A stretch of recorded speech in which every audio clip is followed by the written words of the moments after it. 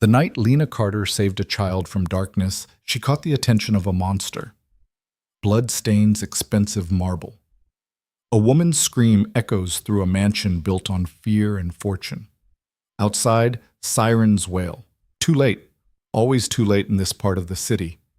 Inside, a waitress turned guardian holds a trembling boy close while gunfire tears through silk curtains and imported artwork. This isn't how her story was supposed to go. 3 weeks ago, she was nobody, invisible, broke. Now she's bleeding on a crime lord's floor, wondering if one moment of kindness was worth dying for. Welcome to a story of survival, loyalty, and dangerous choices. Stay until the end, hit that like button, and comment what city you're watching from. I want to see how far this journey travels. The fluorescent lights of Rosie's diner buzzed with the particular frequency that promised a headache by hour 6. Lena Carter had long since stopped noticing. She moved through the cramped aisles between red vinyl booths with practiced efficiency, her sneakers squeaking against linoleum that had seen better decades, balancing plates of meatloaf and coffee refills with the kind of grace that came from doing the same thing 5 nights a week for 3 years. "Order up!" Denny's voice rang out from the kitchen, gruff as always. Lena grabbed the plates, bacon cheeseburger, extra pickles, and a club sandwich with fries, and delivered them to booth 7 without breaking stride. The customers barely looked up from their phones. She was furniture to them, a function. The woman who brought food and disappeared. "Can I get you anything else?" she asked, her customer service smile firmly in place. "We're good," the man grunted, already forgetting she existed. Lena's feet ached. Her lower back sent up flares of protest with every step. The double shift was killing her, but the electric bill wasn't going to pay itself, and her father's medication cost more each month than her rent. She'd gotten the call from the pharmacy that afternoon. His prescription was ready. Would she be paying cash or card? As if she had a choice. As if there was ever really a choice. She glanced at the clock. 9:47 p.m., another hour and 13 minutes. She could make it. She always made it. The bell above the door chimed and Lena looked up out of habit. Then she froze. The man who entered commanded attention the way thunderstorms demanded shelter. He was tall, broad-shouldered, wearing a black suit that probably cost more than Lena made in 6 months. His dark hair was styled perfectly despite the late hour, and his face was all sharp angles and harder edges. Handsome in the way a knife was handsome. Dangerous. Precise. But it wasn't the man who made her breath catch. It was the boy. Maybe 7 or 8 years old, the child followed 2 steps behind, his small hand clutched in the man's larger one. Where the man radiated controlled power, the boy seemed to fold into himself, shoulders hunched, eyes fixed on the ground. He wore clothes that matched his father's, expensive, tailored, dark, like a tiny shadow of the larger man. The diner went quiet, not the comfortable quiet of late evening, but the held breath quiet of prey animals sensing a predator. "Evening, Mr. Volkov," Danny called from the kitchen, his usual gruffness replaced with something that sounded uncomfortably like fear. So that's who this was. Adrian Volkov. Lena had heard the name whispered in the diner before, always with a particular tone. The kind of tone reserved for forces of nature and men who might as well be. Owner of half the city's real estate.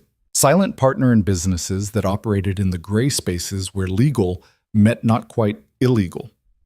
The kind of man whose presence in a room shifted the air pressure. And apparently, a father.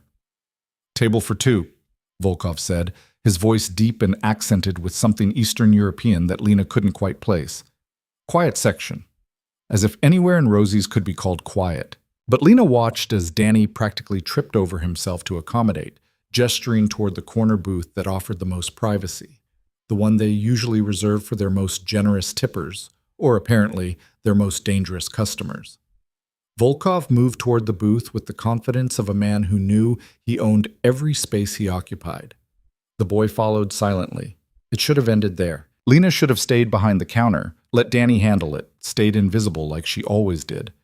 But as she watched the man and boy settle into the booth, something in the child's posture, that particular way he held himself like he was trying to take up as little space as possible, reminded her of someone, reminded her of herself years ago.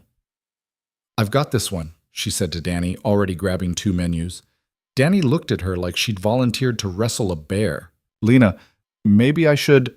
I've got it, she repeated, softer this time. She crossed the diner, her heartbeat picking up speed with each step. Up close, Volkov was even more imposing. All controlled power and watchful eyes that tracked her approach with the focus of a man who noticed everything. But Lena had learned long ago that the key to getting through difficult situations was to pretend you weren't afraid, even when your hands wanted to shake. "Good evening," she said, setting the menus down.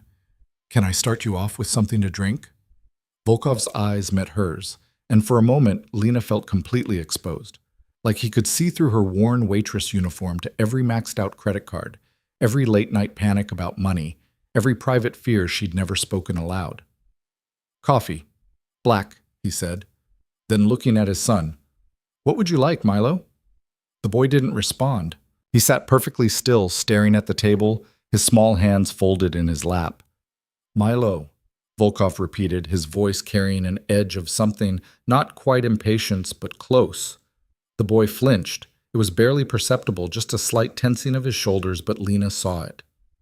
"How about hot chocolate?" Lena suggested gently, crouching down slightly to put herself at the boy's eye level. "We make it really good here, with whipped cream and everything." Milo's eyes flicked to her, then away. His breathing had quickened. "Milo doesn't speak," Volkov said flatly, as if this explained everything and nothing at once. "That's okay," Lena said, keeping her voice soft. "You don't have to talk to tell me what you want." She pulled out her order pad and sketched quickly. A simple smiley face, then a cup with steam rising from it. "Point to yes or no, hot chocolate." The boy's eyes widened slightly. For a moment, nothing happened. Then slowly one small finger extended and touched the smiley face. "Hot chocolate it is," Lena said, smiling. "Coming right up." When she stood, Volkov was watching her with an expression she couldn't quite read. Surprise, maybe, or suspicion, possibly both. She returned to the counter, her hands steadier now that she had a task. As she prepared the drinks, she found herself glancing back at the booth. Volkov had opened a menu but wasn't really looking at it. His attention was split between the door, always watching the door, she noticed, and his son, who still sat in that careful, too-still way. "You're playing with fire," Danny muttered, appearing beside her. "He's just a customer," Lena replied. "He's Adrian Volkov. Man owns half the city and scares the other half. His money spends like anyone else's." Danny shook his head, but didn't argue further.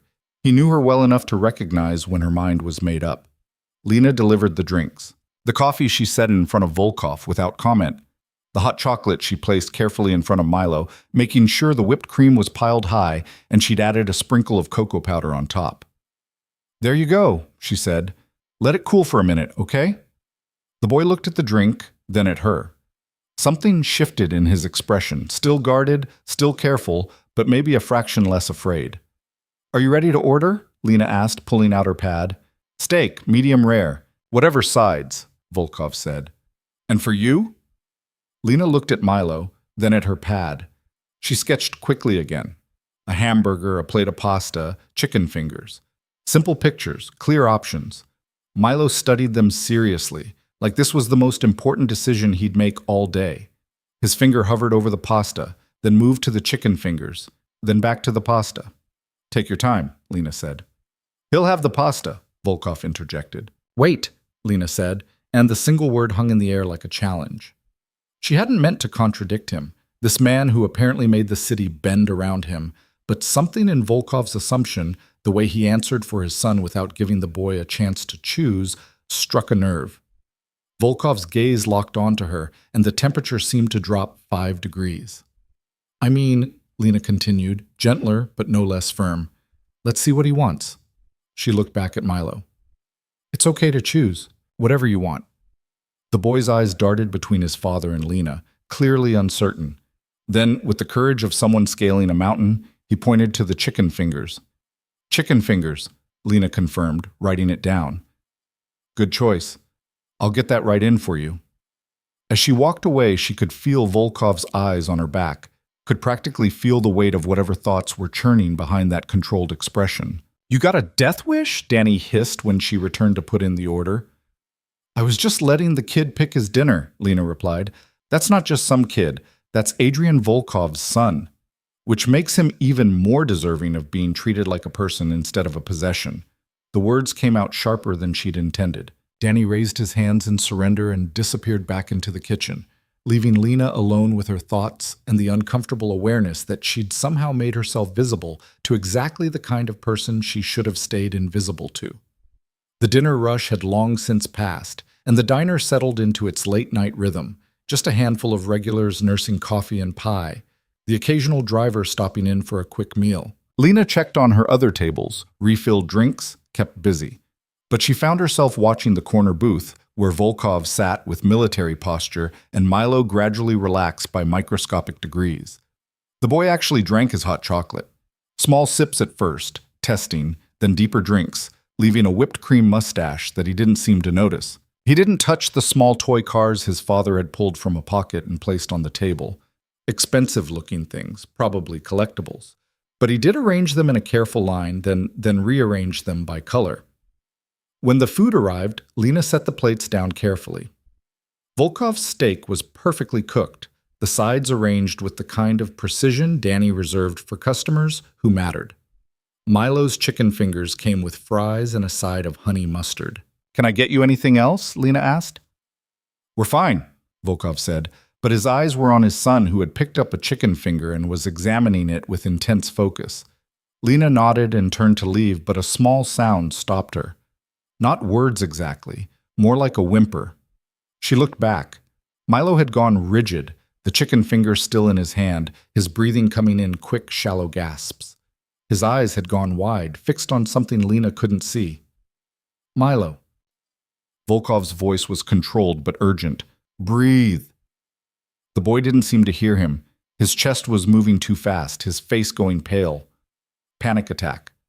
Lena recognized it immediately, had seen it in her father during his worst days, had felt it in herself more times than she could count when the bills piled too high and the walls closed in. She didn't think. She just moved. Crouching beside the booth, she pulled the small order pad from her pocket and started drawing. Quick, simple strokes. A cat. A dog. A bird. She didn't say anything, didn't touch the boy, just drew, her hand moving in steady, rhythmic motions across the paper. Milo's eyes caught on the movement. His breathing was still too fast, but he was watching now. Lena kept drawing. A tree. A house. A sun with rays spreading out. She made the motions broad and visible, letting the repetition create a rhythm. Gradually, so gradually she almost didn't notice at first, the boy's breathing began to slow. His shoulders lowered. The white-knuckle grip on the chicken finger eased. "That's it," Lena murmured, still drawing. "Just watch. Nothing to worry about. Just pictures." She drew a simple stick figure, then another, then made them hold hands. Drew a flower. Drew a star. Milo's breathing normalized. The panic drained from his expression, replaced by exhausted calm. He looked at Lena, really looked at her, and she saw something in his eyes, gratitude maybe, or recognition, or just the simple relief of being understood. "Better?" she asked softly.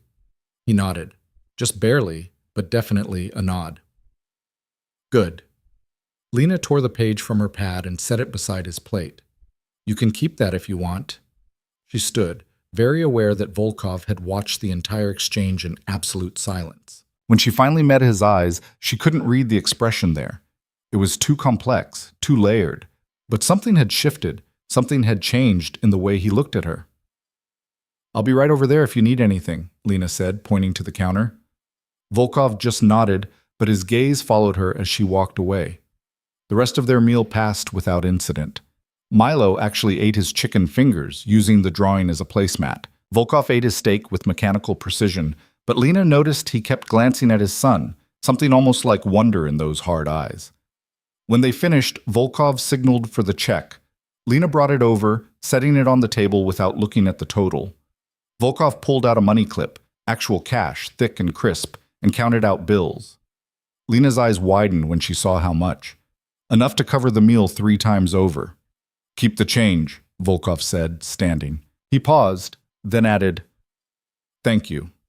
2 words, simple words, but the way he said them, the weight behind them, made them feel like more. Milo clutched the drawing in one hand as they left. At the door, he turned back and waved. Just a small lift of his hand, but it sent a strange warmth through Lena's chest. Then they were gone, and the diner felt somehow smaller in their absence. "Holy shit," Danny said, appearing beside her. "Do you know how much he just left you?"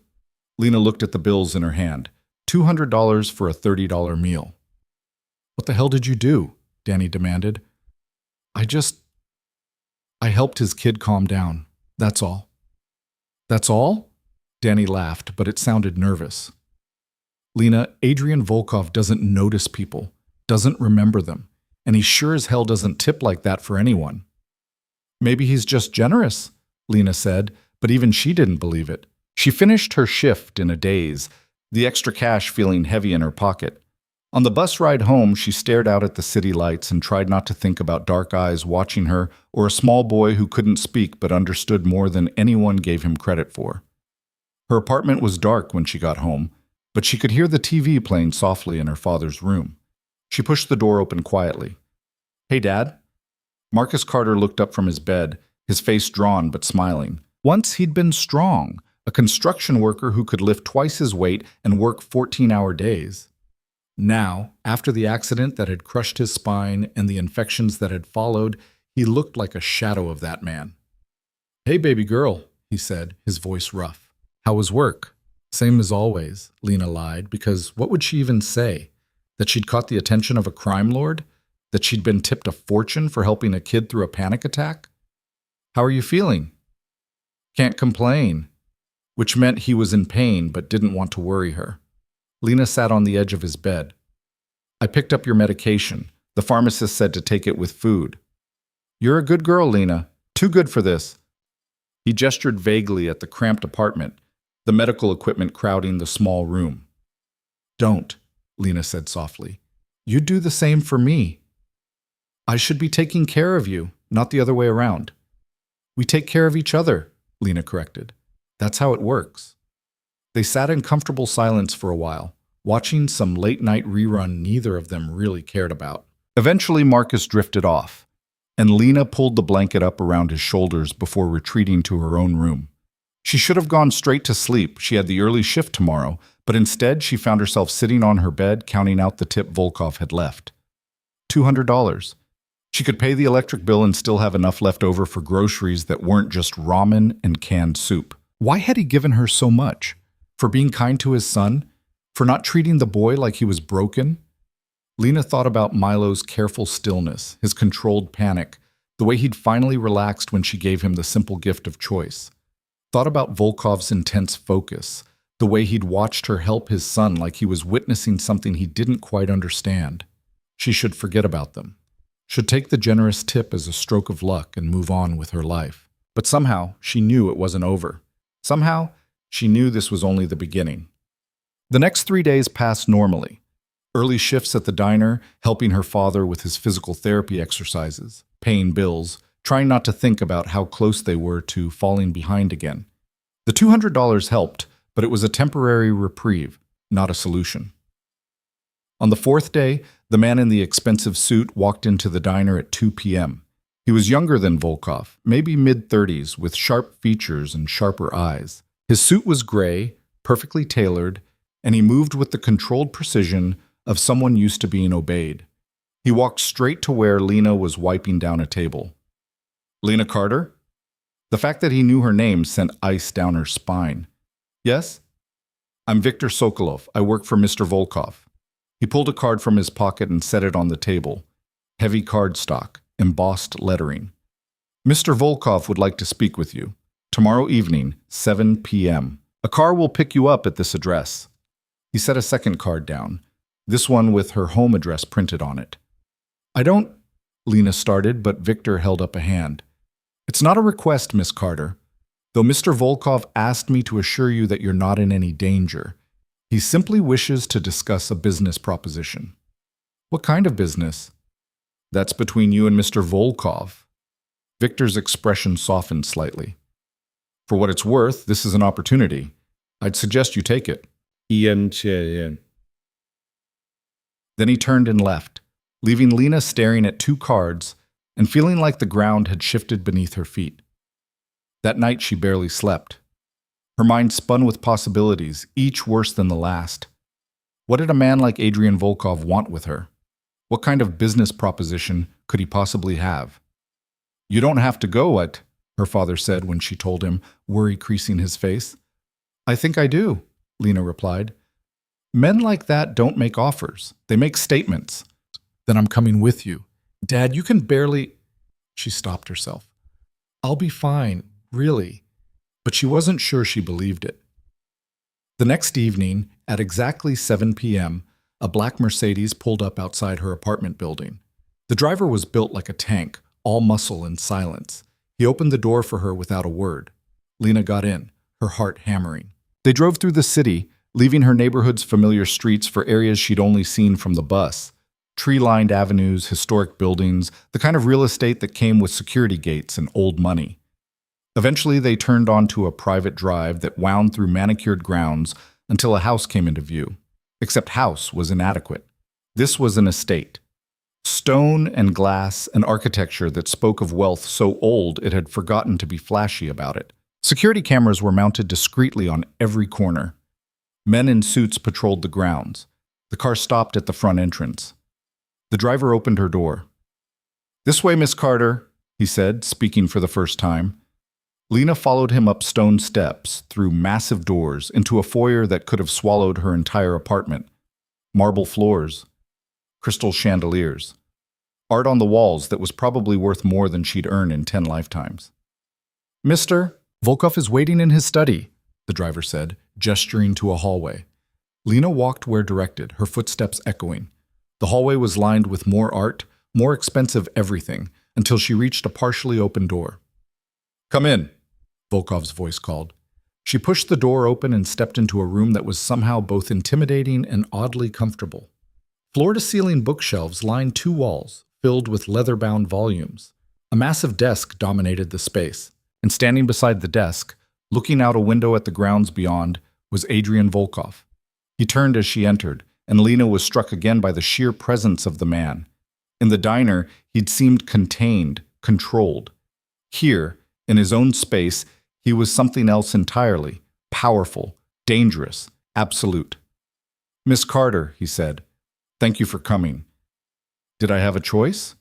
The words slipped out before she could stop them. A ghost of something, maybe amusement, flickered across Volkov's face. "Everyone has a choice, though I confess I'm pleased you chose to accept my invitation. Your man said you had a business proposition. Direct. I appreciate that." Volkov gestured to one of the leather chairs facing his desk. "Please, sit." Lena sat, primarily because her legs were shaking and she didn't want him to see. Volkov moved behind his desk, but didn't sit. He stood, hands clasped behind his back, studying her with that same intense focus he'd had in the diner. "What do you know about my son?" he asked. Of all the questions Lena had expected, this wasn't one of them. Just what I saw at the diner. He seems like a sweet kid, quiet." "He doesn't speak," Volkov said. "Hasn't said a word in 2 years, not since his mother died." "I'm sorry," Lena said softly, and meant it. "The doctors call it selective mutism, trauma-induced. They've tried everything, therapy, medication, specialists from around the world. Nothing works." Volkov's expression hardened. "My son lives in silence because I couldn't protect him from what he saw." Lena didn't ask what Milo had seen. She wasn't sure she wanted to know. "The other night, at the diner," Volkov continued, "you helped him. When he was having a panic attack, you calmed him with your drawings. You gave him choices. You treated him like he mattered." "He does matter," Lena said. "Most people treat him like he's broken, like he's something to be fixed or pitied or ignored." Volkov's eyes locked onto hers. "You treated him like a person. Like someone worth listening to, even without words." "Because he is." "Yes." Volkov finally sat, leaning back in his chair. "Which brings me to my proposition. I want you to work for me, as Milo's caretaker." Lena's mind went blank. "I'm not a nanny. I'm not trained in—" "I have therapists, doctors, experts in childhood trauma and development. What I don't have is someone who sees my son instead of his problems." Volkov pulled a folder from his desk and slid it across to her. Look at the offer before you refuse. With trembling hands, Lena opened the folder. Her eyes went wide. The salary listed was more than she made in 6 months at the diner. Benefits included full medical coverage, not just for her, but for her father too. Housing on the estate. A signing bonus that would clear every debt she had, and then some. This is... She couldn't finish the sentence. Fair compensation, Volkov said. My son's well-being is worth considerably more to me. Why me? You could hire anyone, someone qualified, someone with degrees and experience. I've hired those people. They haven't helped. Volkov leaned forward. In 5 minutes at a diner, you did what trained professionals couldn't do in 2 years. You connected with him. He responded to you. Lena looked at the numbers again, her mind racing. This could change everything. Her father could get real treatment. They could stop living month to month, stop choosing between food and medicine. But what exactly would you expect from me? She asked carefully. Be there for Milo, help him feel safe, work with the specialists we have on staff, but primarily just be present. Give him what you gave him at the diner, kindness, patience, the sense that someone actually sees him. It sounded almost too simple, which meant it probably wasn't. And what about you? Lena asked. What do you do exactly? Volkov smiled, but it didn't reach his eyes. I run several businesses, import, export, real estate development. I have interests across the city. It was a polite way of saying nothing at all. Lena thought about the way people had reacted to him in the diner, the security surrounding this estate, the careful way he phrased everything. You're asking me to live in a crime lord's house, she said quietly. The silence stretched between them. Volkov didn't deny it, didn't confirm it, just watched her with those dark, unreadable eyes. I'm asking you to help my son, he finally said. Everything else, my business, my reputation, whatever stories you've heard, is separate from that. Is it, though? Lena met his gaze. Can you really separate who you are from what you're offering me? No, Volkov admitted. But I can promise you this. You would be here for Milo, nothing more. You would be under my protection, which in this city means you'd be safer than you've ever been, and you would be compensated generously for your time. And if I say no, then you walk out that door and we never speak again. I won't retaliate. Won't make your life difficult. You'll simply go back to your apartment and your job at the diner, and this conversation never happened. He meant it. Lena could hear the sincerity in his voice. She looked at the folder again, thought about her father, slowly deteriorating in that cramped apartment, thought about the bills, the debt, the endless struggle to keep their heads above water, thought about the fear that lived in her chest every day, the fear that one bad month, one unexpected expense, would send them over the edge into a disaster they couldn't recover from. Then she thought about Milo, about a small boy who couldn't speak but understood so much, about his careful movements and guarded eyes, and the way he'd looked at her drawing like it was a lifeline. I want to meet with him first, Lena said, with Milo, before I decide. Volkov studied her for a long moment. Then he stood. Follow me. He led her through the house, up a grand staircase, down another hallway lined with doors. At the end, he stopped outside a room with a simple wooden plaque that read Milo in carved letters. Volkov knocked gently. Milo, there's someone here to see you. He opened the door to reveal a child's bedroom that was somehow both lavish and sad. Expensive toys lined shelves, most of them still in packaging.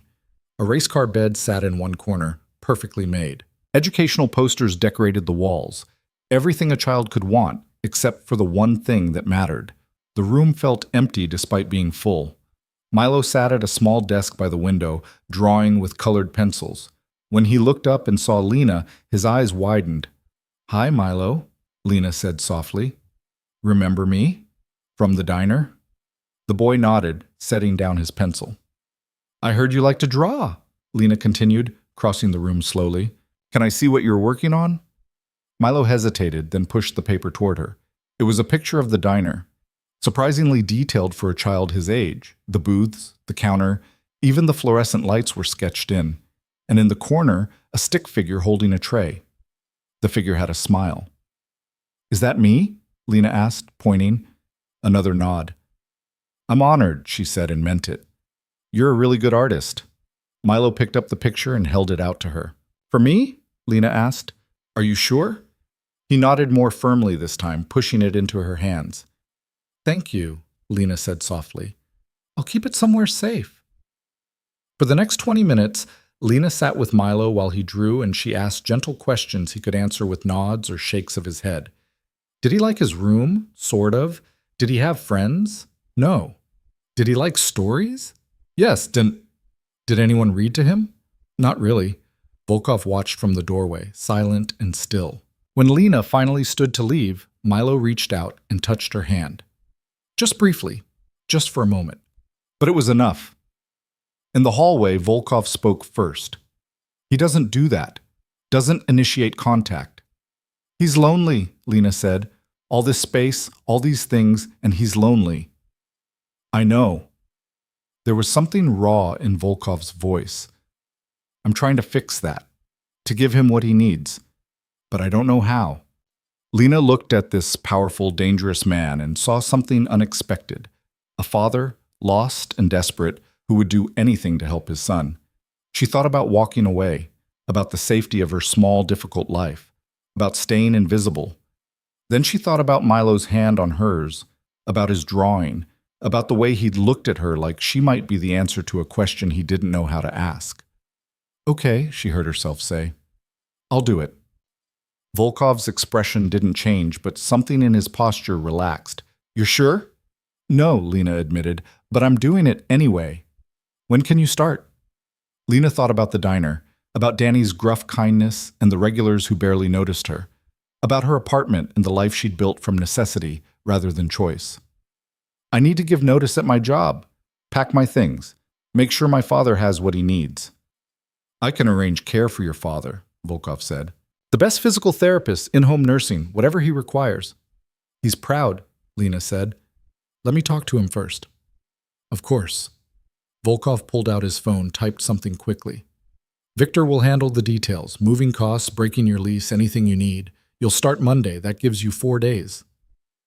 4 days to completely change her life. 4 days before she walked into a world she didn't understand.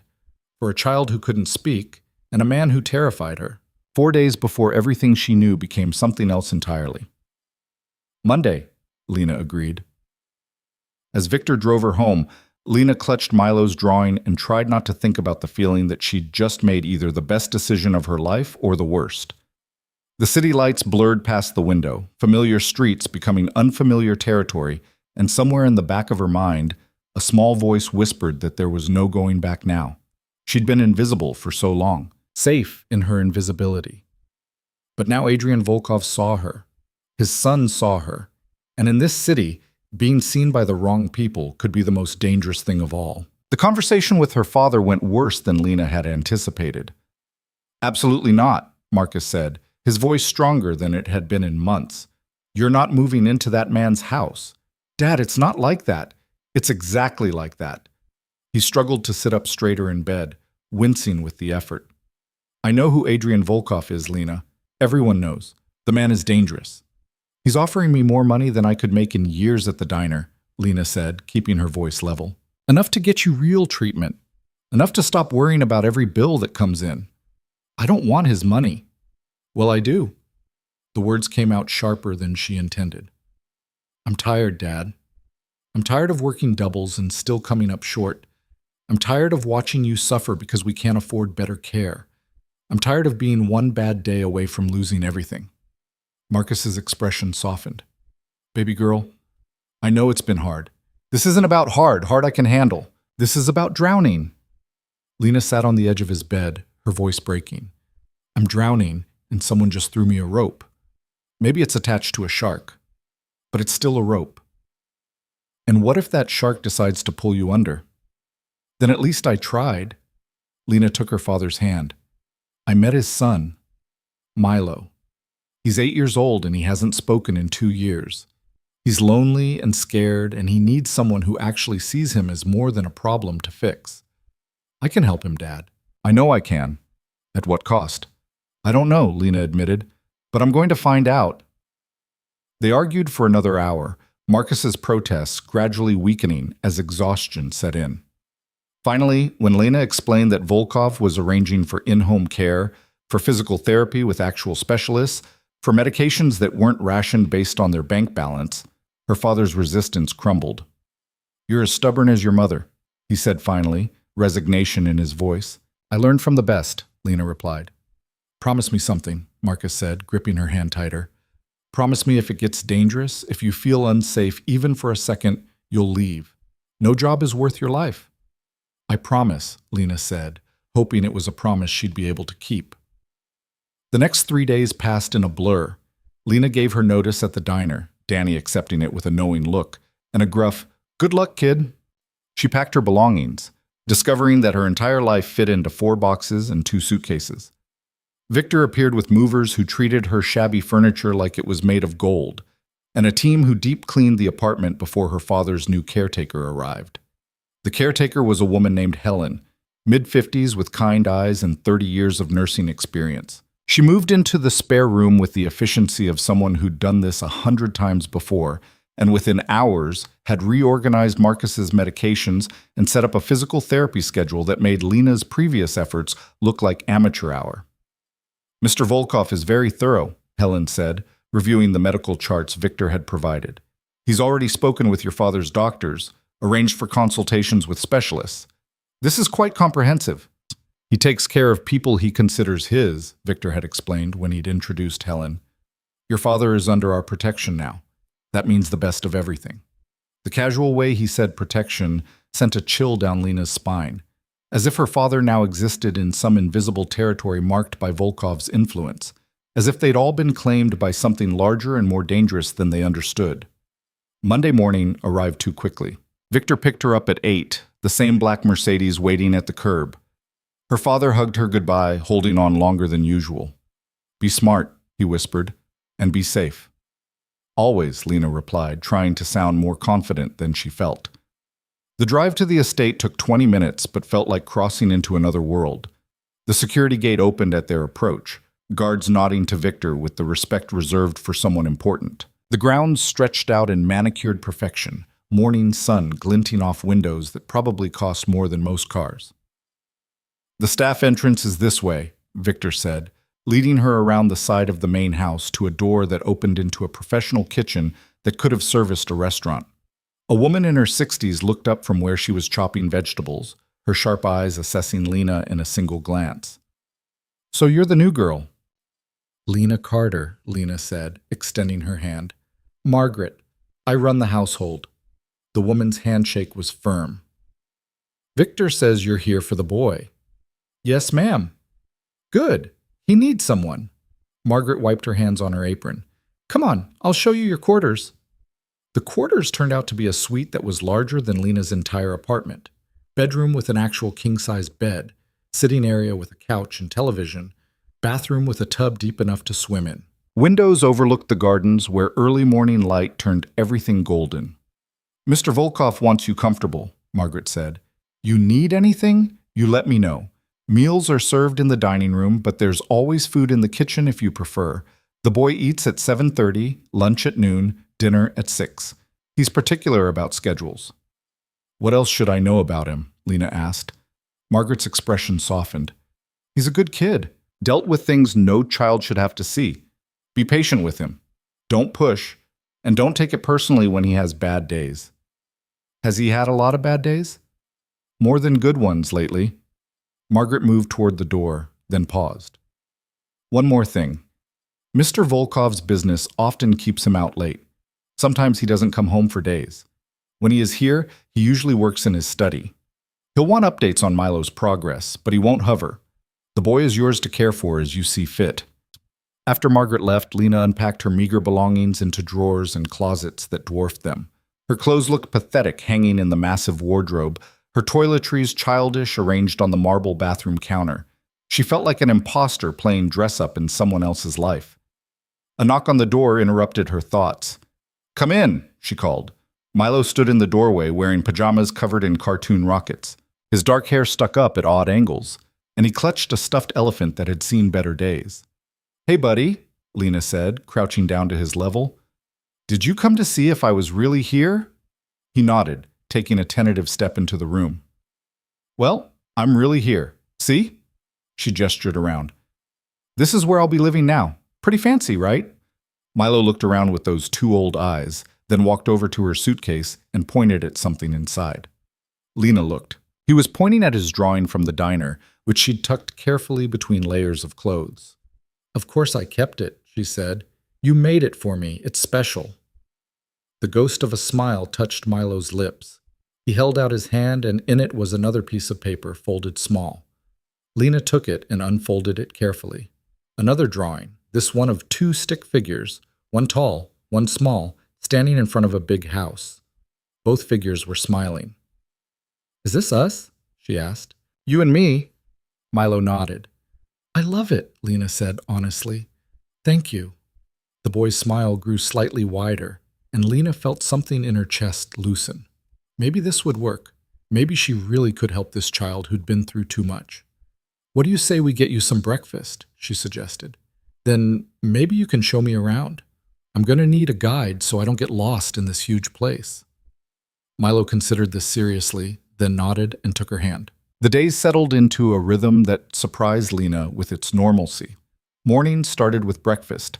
Milo liked his toast cut diagonally and his orange juice without pulp.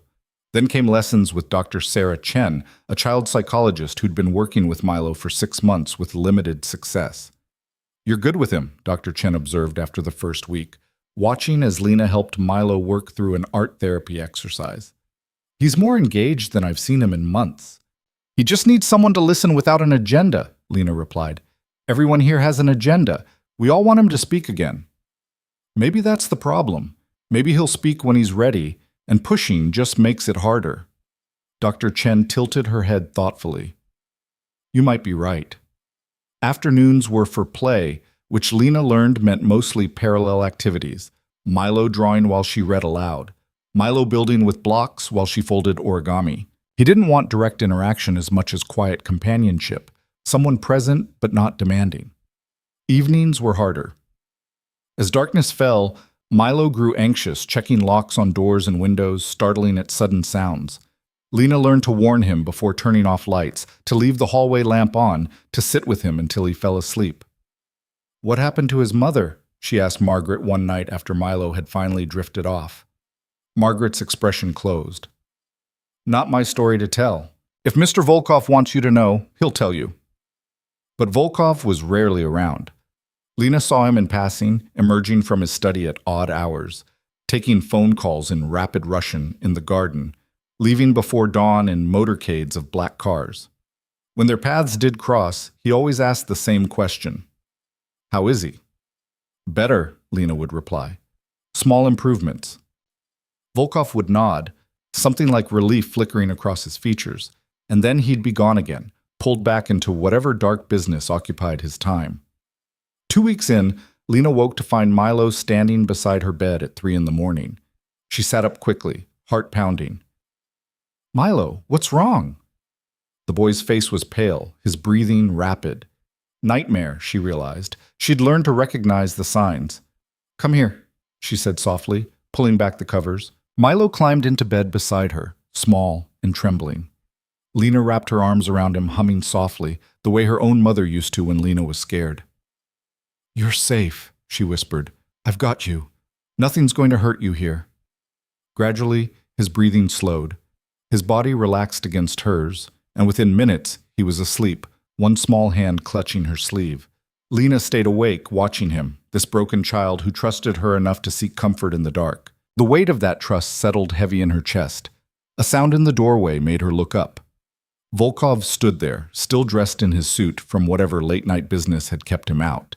In the dim light from the hallway, his expression was unreadable. He had a nightmare, Lena whispered. I didn't want to wake you. You didn't. Volkov's voice was soft, careful not to disturb his son. This is the first time he sought comfort from anyone since his mother died. The raw pain in those words made Lena's throat tight. He's starting to trust me. I can see that. Volkov was quiet for a moment, then added, Thank you. For being what he needs. It's my job, Lena said, but even she knew it had become more than that. Volkov nodded slowly, his eyes on his sleeping son. Nevertheless, Thank you." Then he was gone, a shadow retreating down the hallway, leaving Lena alone with the child in her arms and the growing awareness that she was becoming tangled in something far more complex than a simple employment arrangement. The turning point came 3 weeks into her tenure. Lena had taken Milo to the estate's library, a room that seemed designed to intimidate with its floor-to-ceiling shelves and rolling ladders. But Milo loved it, loved running his fingers along book spines, loved the smell of old paper and leather. They were reading together, Lena doing voices for different characters while Milo followed along when Victor appeared in the doorway. "Miss Carter, Mr. Volkov would like to see you in his study." Lena's stomach dropped. "Now?" "Yes, I'll stay with Milo." The walk to Volkov's study felt longer than it should have. What had she done wrong? Was he unhappy with her work? Had she overstepped somehow? She knocked on the study door, her knuckles trembling slightly. "Enter." Volkov sat behind his desk, but he wasn't alone. 2 other men occupied the chairs across from him, one older with silver hair and expensive suit, the other younger, muscular, with cold eyes that tracked her entrance. "Miss Carter," Volkov said. "Please sit." "Tikam."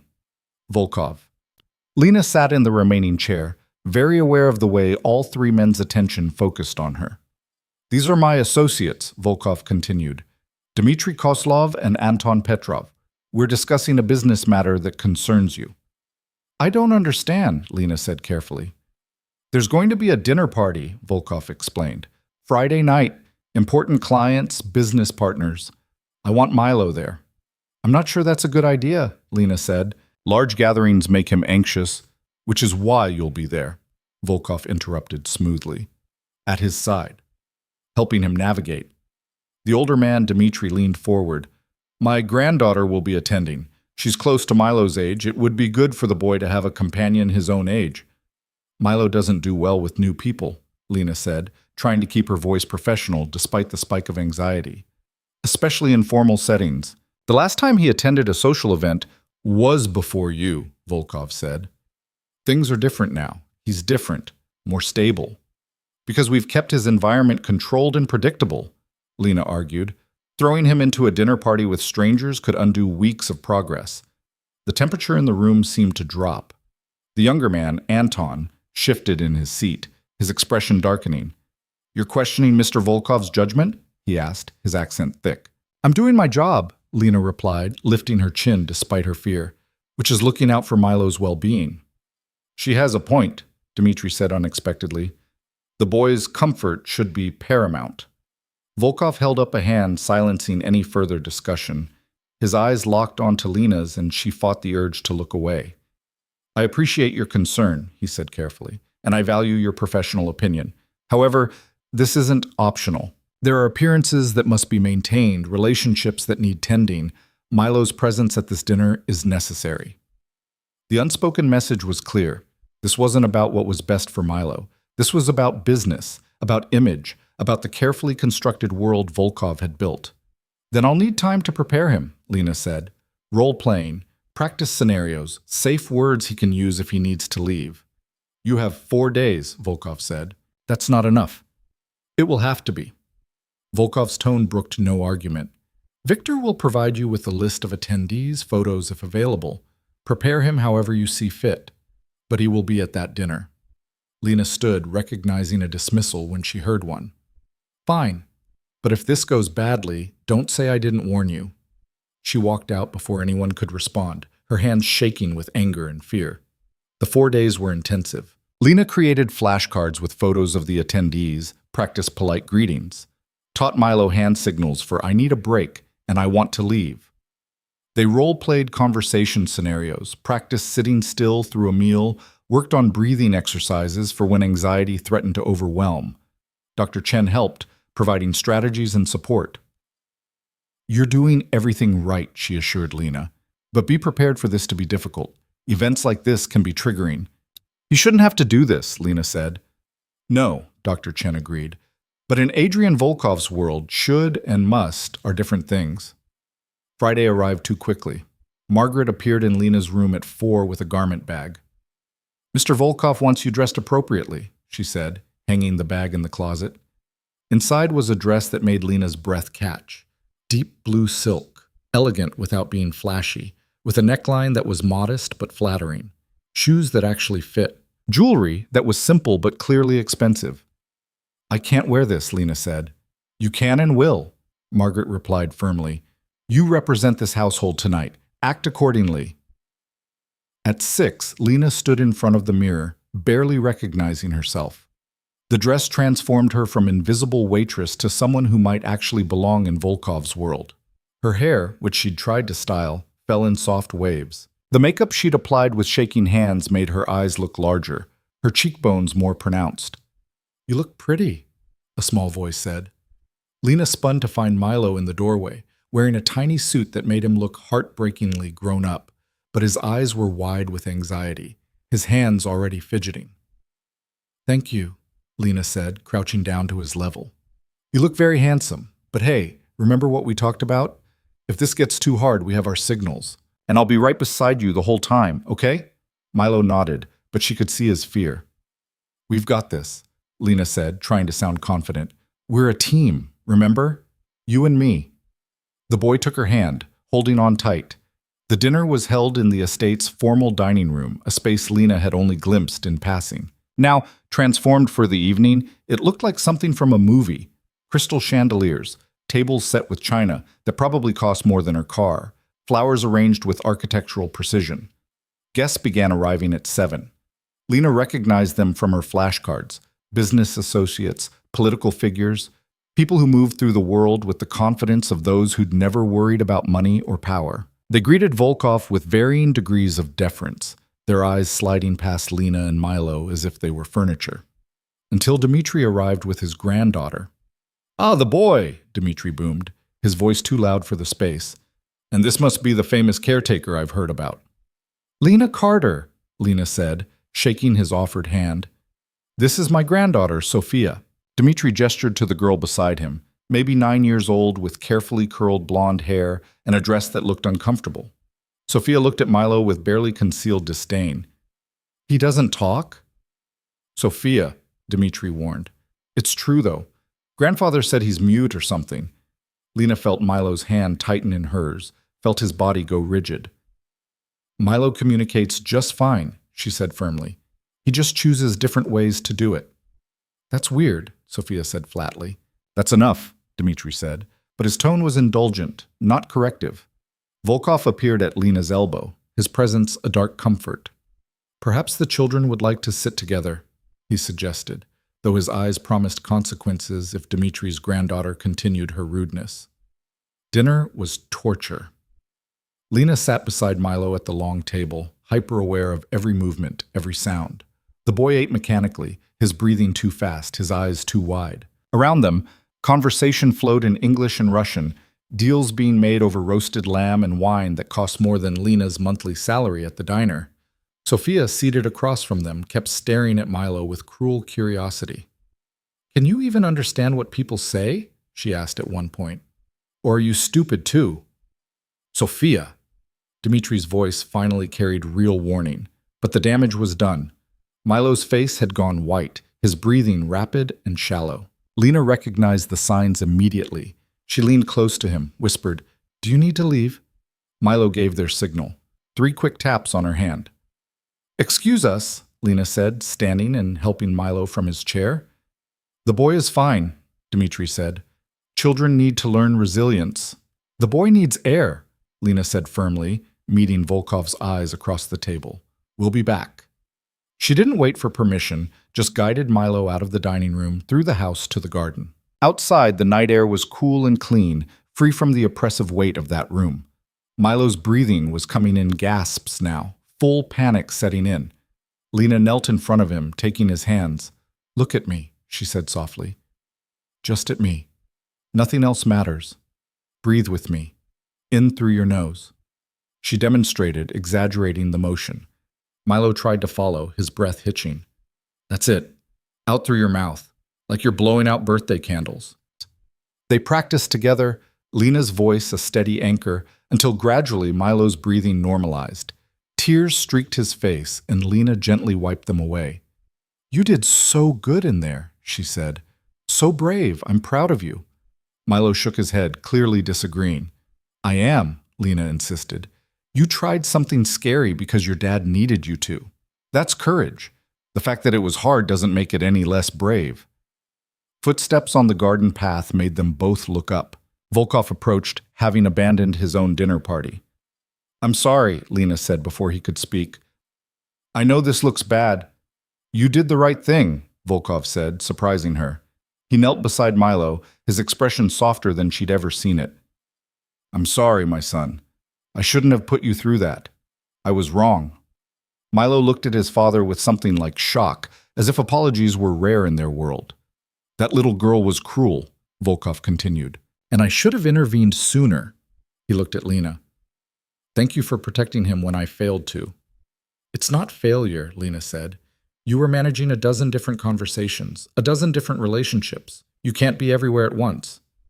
I should be where he needs me, Volkov said quietly. He stood, pulling out his phone. Victor will make our excuses. You should take Milo inside, help him change, maybe read him something calming. What about the dinner? Your guests are less important than my son's well-being. Volkov's voice carried absolute finality. I should have remembered that sooner. As Lena led Milo back inside, she glanced back to see Volkov standing alone in the garden, his shoulders set with tension, and she realized something she hadn't expected. The most feared man in the city was also the most isolated, trapped by the very power that should have set him free. Later that night, after Milo had fallen asleep clutching his stuffed elephant, Lena found Volkov in his study. He sat in the dark, a glass of amber liquid in his hand, staring at nothing. He's asleep, Lena reported from the doorway. Good. Volkov didn't look up. And you? Are you all right? The question surprised her. I'm fine. It's not me I'm worried about. You looked beautiful tonight, Volkov said, the words seemingly pulled from him against his will, like you belonged in that world. I didn't belong there, Lena said. Neither did Milo. No, Volkov agreed, but I needed the appearance of normalcy. A father with his son, domestic and stable. That's what they wanted to see. And instead they saw a child having a panic attack. They saw weakness. Volkov finally looked at her, and in the low light his expression was raw. In my world, weakness is blood in the water. It invites sharks. Then maybe your world is the problem, Lena said before she could stop herself. She expected anger, but Volkov just smiled, sad and knowing. Perhaps. But it's the only world I have, the only one I know how to navigate. And whether I like it or not, it's the world my son must learn to survive in. He's 8 years old. He shouldn't have to survive anything. He should get to just be a kid. Children in my position don't get that luxury. I didn't. My father didn't. It's the price of the life we've built. Then build a different life, Lena said. You have the power. Use it for something besides maintaining appearances and managing threats. Volkov studied her for a long moment, and Lena felt exposed under that gaze. You say that like it's simple. It is simple. Not easy, but simple. Lena stepped into the room. That boy loves you. He needs you. Not the crime lord or the businessman or the feared name in the city, just his father. I don't know how to be just anything, Volkov admitted. Everything in my life is connected. Everything has consequences. Then figure it out, Lena said. Because if you don't, you're going to lose him long before you lose any business deal or political connection, and that loss will actually matter. She turned to leave, but Volkov's voice stopped her. You're the first person in years who's spoken to me like that. Without fear, without agenda, just honesty. Maybe that's because I'm not from your world, Lena said. I don't know enough to be properly afraid. Or maybe, Volkov said softly, you're braver than you think. Their eyes met across the darkened study, and something passed between them. Understanding, maybe, or recognition. Two people from completely different worlds, brought together by a child who couldn't speak but somehow said everything that mattered. Good night, Mr. Volkov, Lena said. Adrian, he corrected. When it's just us, call me Adrian. Good night, Adrian, Lena said, and left him sitting in the dark with his expensive whiskey and his complicated world, wondering when exactly this had stopped being just a job and started becoming something else entirely. The weeks following the disastrous dinner party brought unexpected changes. Adrian began coming home earlier, appearing at mealtimes, asking Milo about his day in ways that suggested he actually wanted to know the answer. The boy would show his father drawings, and Adrian would study them with the same intense focus he probably gave million-dollar contracts. Lena watched these interactions from a careful distance, aware that something was shifting in the household's dynamics. The staff noticed, too. Margaret's stern expression softened when she saw Adrian reading to Milo before bed. Victor's perpetual wariness eased slightly when he observed father and son playing chess in the library, Milo moving pieces with careful deliberation while Adrian narrated potential strategies. "You're good for them," Dr. Chen said during one of their weekly consultations. "Both of them." "I'm just doing my job," Lena replied, though the words felt increasingly hollow. "Your job is caring for Milo. What you've done is reminded Adrian Volkov that he's human. That's considerably more dangerous." The comment lodged itself in Lena's mind, sprouting questions she didn't want to examine too closely. She'd become comfortable in the estate's rhythms, in the luxury that had initially intimidated her. She no longer flinched when Victor appeared silently at her elbow, no longer felt like an imposter in expensive clothes. The golden cage had become familiar, almost home. That familiarity made her careless. It was a Tuesday afternoon, unseasonably warm for early autumn, when Lena decided to take Milo to the estate's garden maze. She'd discovered it weeks earlier, an elaborate construction of tall hedges with a fountain at its center, and thought it might be good for Milo to explore something new in a controlled environment. "Want to see if we can find the middle?" she asked, and Milo nodded eagerly. They entered the maze hand in hand, Milo's excitement palpable. He tugged her left at the first intersection, then right at the second, clearly delighting in making choices. The hedges rose 10 feet high on either side, perfectly manicured, creating corridors of green that muffled sound and made the world feel smaller, safer. They were deep in the maze, Lena laughing at Milo's increasingly confident navigation, when her phone buzzed. A text from Victor. "Where are you?" "Garden maze with Milo," she texted back. "Why?" The response came immediately. "Get back to the house. Now." Lena's stomach dropped. "Milo, we need to go back." The boy's face fell with disappointment, but he took her hand. They'd only made it 3 turns when Lena heard it. Voices. Male. Speaking rapid Russian. Not Victor's voice. Not any voice she recognized. She pulled Milo behind her, every instinct screaming danger. The voices grew closer, and Lena made a split-second decision. She pushed Milo into the narrow space behind a stone bench tucked into an alcove, pressed her finger to her lips. "Stay quiet," she mouthed. "Don't move." 2 men rounded the corner. Both wore dark clothes. Both carried themselves with predatory grace. When they saw Lena, they smiled, and something in those smiles made her blood run cold. "Well, well," the taller one said in accented English. "You must be the nanny we've heard about." "The estate is private property," Lena said, forcing her voice to stay steady. "You need to leave." "We will," the shorter man said, "as soon as we collect what we came for." His eyes slid past her to the alcove where Milo hid, and Lena's heart stopped. "I don't know what you're talking about," she said, shifting to block their view. "Volkov's son," the tall man said. "The boy. Where is he?" "Inside, with his father." The lie came easily, desperately. "We saw you enter the maze together. Security cameras, you understand." The short man pulled a gun from his jacket, the metal gleaming dull in the afternoon light. "This can be easy or difficult, Miss Carter. Your choice." Lena's mind raced. They were too far from the house for anyone to hear her scream. Her phone was in her pocket, but she'd never get it out in time. And Milo was right there, close enough that any struggle would expose him. "Why do you want him?" she asked, stalling. "Leverage," the tall man said simply. "His father has taken something from our employer. We take something from him. Then we negotiate." "He's a child," Lena said, her voice shaking now. "Whatever business you have with Adrian, leave his son out of it." "Admirable," the short man said. "But pointless. Step aside." "No." The word hung in the air, small and absolute. The tall man's expression hardened.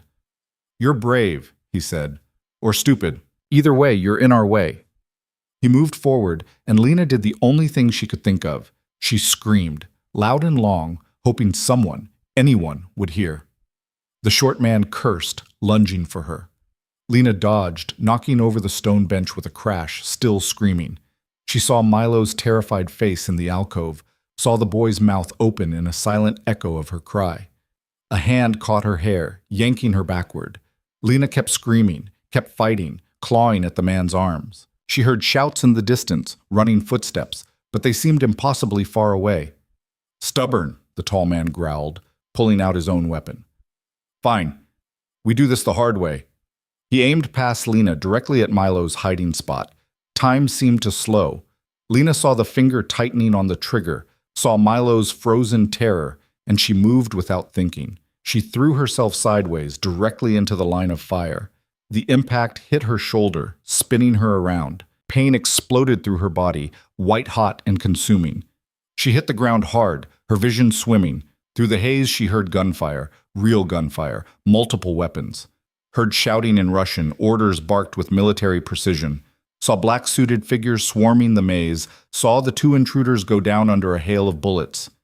Then Victor was there, his face unusually pale, pressing something against her shoulder. The pain intensified, dragging a cry from her throat. "Stay with me," Victor commanded. "Medical team is coming. Stay with me, Lena." "Milo," she gasped. "Is he safe?"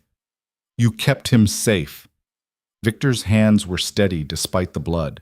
So much blood. "You stupid, brave woman. You kept him safe." The world was fading, going gray at the edges. Lena tried to hold on, tried to stay conscious, but the darkness was too heavy, too complete. Her last thought before everything went black was of Milo's face, alive and terrified, but alive, and she thought maybe that was worth it. Maybe that was worth everything. She woke to white walls and the steady beep of medical equipment. Her shoulder was wrapped in bandages, her arm immobilized in a sling. Every breath sent sharp reminders of pain through her chest, and her head felt stuffed with cotton. "You're awake." Adrian sat in a chair beside her bed, and Lena had never seen him look like this. Disheveled, unshaven, his expensive suit rumpled like he'd been wearing it for days. His eyes were red-rimmed, his expression raw. "Milo?" The word came out cracked, desperate. "Safe. Unharmed." Adrian leaned forward, elbows on his knees. "Because of you." "How long, Chetbus?" 36 hours. The bullet went through your shoulder, missed the major arteries. "You'll recover fully," the doctors say. "Though you lost a lot of blood." Lena tried to sit up, gasping at the pain. Adrian was there immediately, helping her, adjusting pillows with surprising gentleness. "The men," Lena said once she could breathe again. "Who were they?" "Dead." Adrian's voice was flat, final. "Both of them. My security team responded within 90 seconds of your scream. Not fast enough to stop me from getting shot. Fast enough to stop them from taking my son." Adrian's hands clenched into fists. Fast enough to end them before they could finish what they started. "Why did they want Milo?" Adrian stood, moving to the window. Outside, the estate grounds spread in peaceful perfection, giving no hint of the violence that had occurred there. "I made a business decision 6 months ago," he said quietly. "Refused to partner with a man named Konstantin Fedorov on a shipping operation. The cargo was too dirty, even for me. Human trafficking." Lena's stomach turned. Fedorov took it as an insult. He's been looking for leverage ever since. Adrian's reflection in the window was hard, controlled. "I knew he was a threat. I increased security, vetted every staff member, installed new cameras and alarm systems. I thought I'd covered every angle." "You couldn't have known they'd come for him," Lena said. "I should have." Adrian turned back to face her. "I should have anticipated it. Should have moved Milo somewhere safer, somewhere they couldn't reach him. But I was arrogant. I thought my reputation would protect him, that no one would dare." "They dared," Lena said. "And they failed, because your security did their job. They failed because you put yourself between a gun and my son." Adrian crossed the room, sat on the edge of her bed. "You didn't hesitate, didn't think about your own safety. You just acted. What else was I supposed to do? Let them shoot a child?" "Most people would have," Adrian said quietly. "Most people value their own lives over someone else's, especially when that someone else isn't their own blood." Then most people are cowards, Lena said. Milo is my responsibility. I protect him. That's not negotiable. Something shifted in Adrian's expression, something too complex to name. He reached out slowly, giving her time to pull away, and took her uninjured hand in his. You protected him at great personal cost, he said. You were willing to die for him. I didn't think about it like that. I just reacted. That's what makes it meaningful. Adrian's thumb traced patterns on the back of her hand, the touch sending warmth through her despite the pain medication. Most heroism is instinct. The body acting before the mind can interfere with fear and self-preservation. I'm not a hero, Lena protested. I'm just a woman who didn't want to see a child hurt. You're extraordinary, Adrian said, and the way he looked at her made something in Lena's chest tighten. And I owe you a debt I can never repay. You don't owe me anything. You're paying me very well to care for Milo. This just comes with the job. This doesn't come with any job. Adrian's grip on her hand tightened. This is beyond employment, beyond duty. You gave up your safety for my son. That matters, Lena, more than you know. Before she could respond, the door burst open. Milo stood there, Victor behind him, trying to hold him back. I'm sorry, Victor said. He heard her voice, but Milo was already across the room, climbing carefully onto the bed beside Lena. His face was streaked with tears, his eyes red from crying. He buried his face against her good shoulder, his small body shaking with sobs.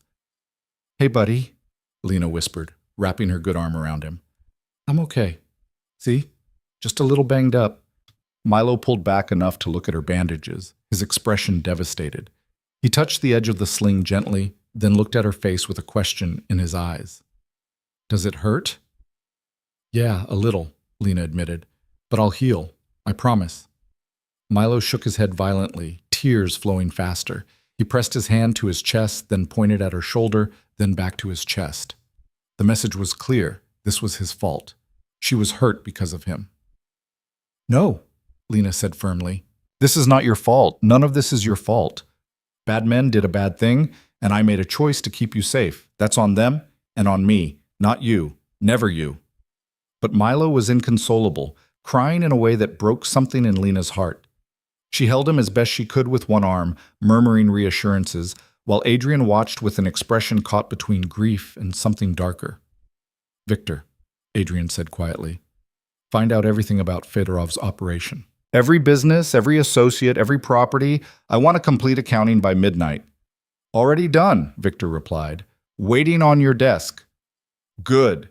Adrian's voice dropped to something cold and final. Then we proceed with phase 2. Sir, are you certain?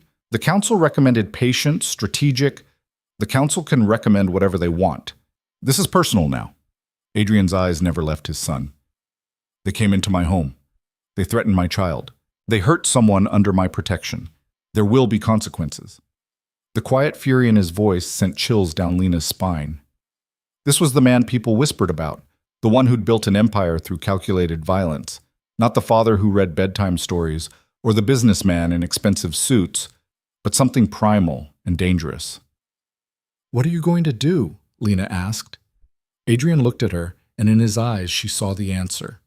What I should have done 6 months ago. Remove the threat completely. Adrian, don't, he said softly. Don't ask me to show mercy to people who would have killed my son, who shot the woman caring for him. There are lines even I won't cross, but this isn't one of them. He stood, pressed a kiss to Milo's head. I'll return in a few hours. Victor will stay outside your door. You're safe here. Then he was gone, taking the warmth from the room with him, leaving Lena with a crying child and the knowledge that somewhere in the city, Adrian Volkov was about to remind people why they feared his name. Milo finally cried himself out, falling asleep against her side. Lena stayed awake despite the pain medication's pull, her mind churning. She'd known Adrian was dangerous, had accepted it as an abstract fact, something that existed in spaces she didn't see. But this was different. This was personal violence, direct and intentional, and she'd been the catalyst. The door opened quietly around sunset. Margaret entered with a tray of food, her expression softer than usual.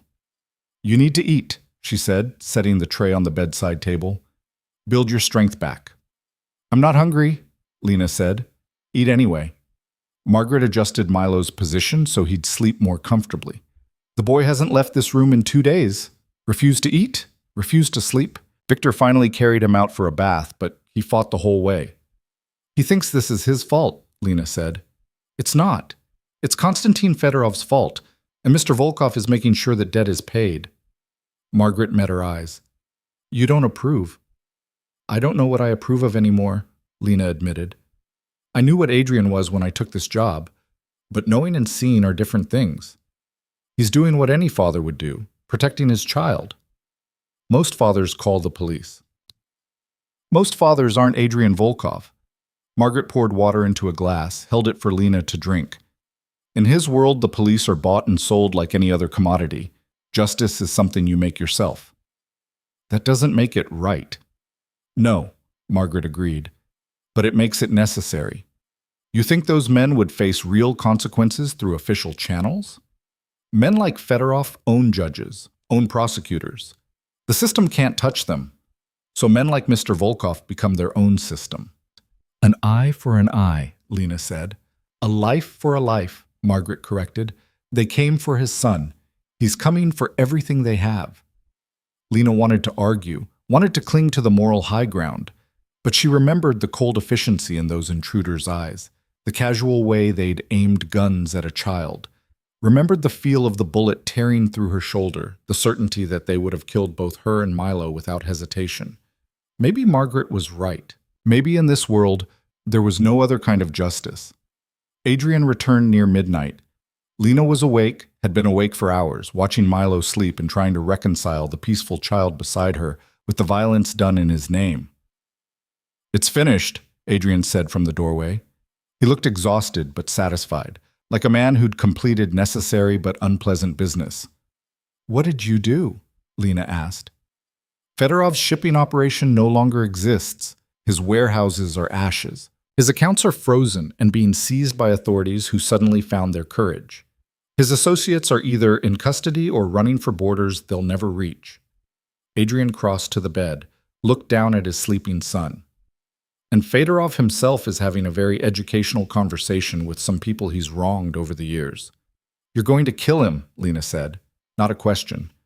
I'm going to let him understand the consequences of his actions. What happens after that depends on how quickly he learns.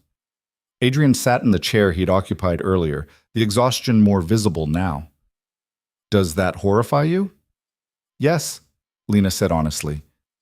And no, I want to be horrified, want to tell you there's a better way, but I keep thinking about those men in the maze, about how they looked at Milo, and I can't find the words. You're too kind for this world, Adrian said softly, and you're too comfortable with violence. Perhaps, but my comfort with violence is what keeps my son safe, what kept you alive long enough for medical help to arrive. He leaned forward. I won't apologize for protecting what's mine. Is that what I am now? Yours? The question hung between them, loaded with implications neither seemed ready to address. Adrian's eyes searched her face, something hungry and uncertain in his expression. You're under my protection, he said carefully. You work for me, live in my house, care for my son. That makes you part of my household. That's not what I asked. I know. Adrian stood, moved to the window. You want me to define what you are to me, to put a label on something I don't have words for. Try, Lena challenged. Adrian was quiet for a long moment, his reflection ghostly in the dark glass. You're the woman who sees my son as a person, not a problem, who challenges me when I'm wrong, who threw herself in front of a bullet without hesitation. He turned to face her. You're someone I trust in a world where trust is a currency I rarely spend, and you're someone who makes me want to be better than I am, which terrifies me more than any business rival ever could. The honesty in his words stole Lena's breath. She'd expected deflection, careful politicians' answers, not this raw admission.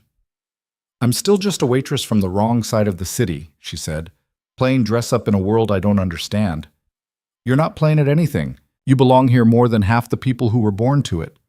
Adrian returned to her bedside. You have a strength they'll never understand, a moral clarity they've forgotten how to see. Moral clarity. I just agreed that you're right to destroy a man's entire life. You agreed that protecting children from monsters is worth the cost. That's not moral ambiguity. That's understanding that some situations don't have clean answers. Adrian's hand found hers again. You're not compromised, Lena. You're just learning that the world is more complicated than good and evil. I don't like how comfortable I'm getting with that complexity, Lena admitted. Neither do I, Adrian said. But here we are. Milo stirred between them, making a small sound of distress. Both adults froze, but the boy settled back into sleep, his hand reaching out to grip Lena's shirt. He needs you, Adrian said quietly, more than he's needed anyone since his mother. What happened to her? Lena asked. Everyone avoids talking about it. Adrian's expression shuddered. That's a conversation for another time. When you're healed. When... He stopped himself. When what? When I'm ready to trust you with all my monsters, Adrian finished. Not just the ones that threaten my business, but the ones that live in my memories. It was the most vulnerable admission Lena had heard from him, and she realized with sudden clarity that Adrian Volkov, feared crime lord, ruthless businessman, was just as trapped as she was. Trapped by his past, by his reputation, by the violent world he'd built around himself and his son. I'm not going anywhere, Lena heard herself say. Despite the getting shot part, despite everything I know I should run from, I'm staying. Why? Adrian asked, genuine confusion in his voice. Because Milo needs me. And because... She hesitated, then pushed forward. Because I think you need me too. Not as an employee or a caretaker, but as someone who sees you and doesn't run. Someone who can stand in your world without being consumed by it. You say that now, Adrian said.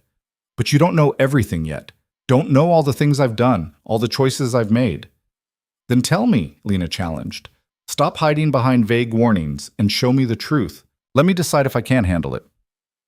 Adrian studied her for a long moment, something like hope warring with fear in his expression. All right, he said finally.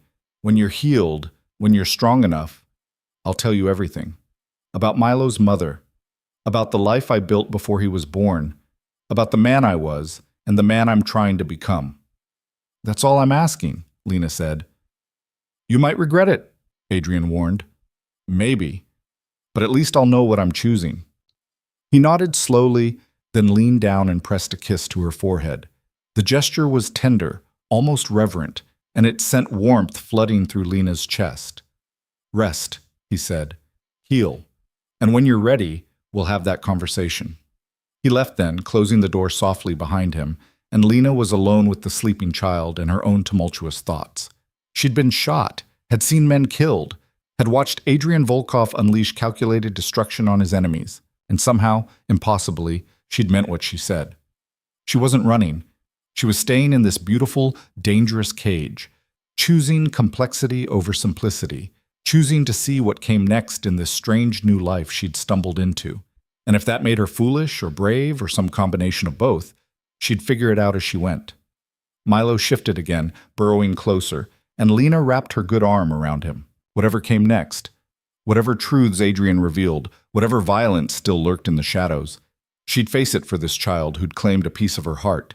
And maybe, in some quiet corner of her soul she wasn't ready to examine too closely, she'd face it for his father too. Recovery was slower than Lena expected. The bullet wound healed cleanly, the doctors assured her, but her body seemed reluctant to cooperate.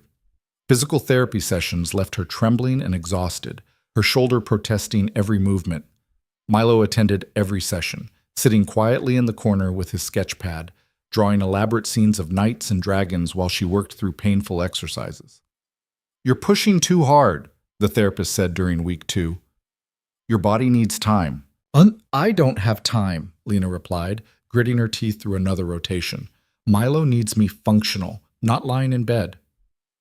Milo needs you healthy, Dr. Chen interjected from the doorway, which means listening to your body, not bulldozing through recovery like it's a test of will. But will was all Lena had. Will and the gnawing fear that if she stayed weak too long, she'd become a liability instead of an asset. Adrian had promised that conversation about his past, about Milo's mother, and Lena needed to be strong when it came. Needed to face whatever truth he revealed from a position of strength, not vulnerability. Adrian himself had become a more constant presence. He worked from home most days now, his study door open, his attention divided between conference calls and checking on Milo's activities. Lena would catch him watching them sometimes, her reading to Milo in the library or helping the boy with his letters in the sunroom, and the expression on his face was something between longing and regret. "He's trying," Margaret said one afternoon while preparing lunch. "I've worked for Mr. Volkov for 12 years. Never seen him like this." "Like what?" Lena asked, though she suspected she knew. "Present. Before he was always somewhere else. Physically here, but mentally in a dozen different places, managing threats and opportunities. Now he's just here, with you and the boy." "The attack changed him," Lena said. "No," Margaret corrected. "You changed him. The attack just made him realize it." The words settled uncomfortably in Lena's chest. She didn't want to be the catalyst for Adrian's transformation.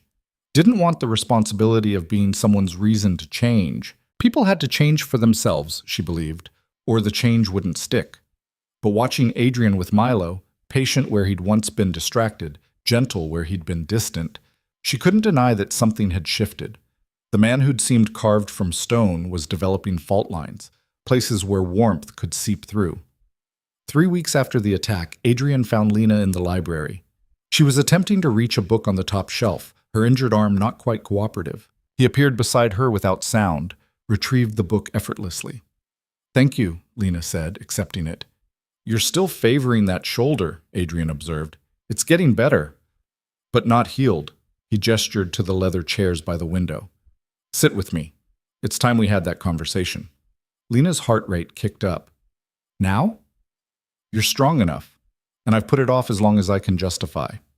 Adrian settled into one chair, waited for her to take the other. "Where would you like me to start?" "Milo's mother," Lena said.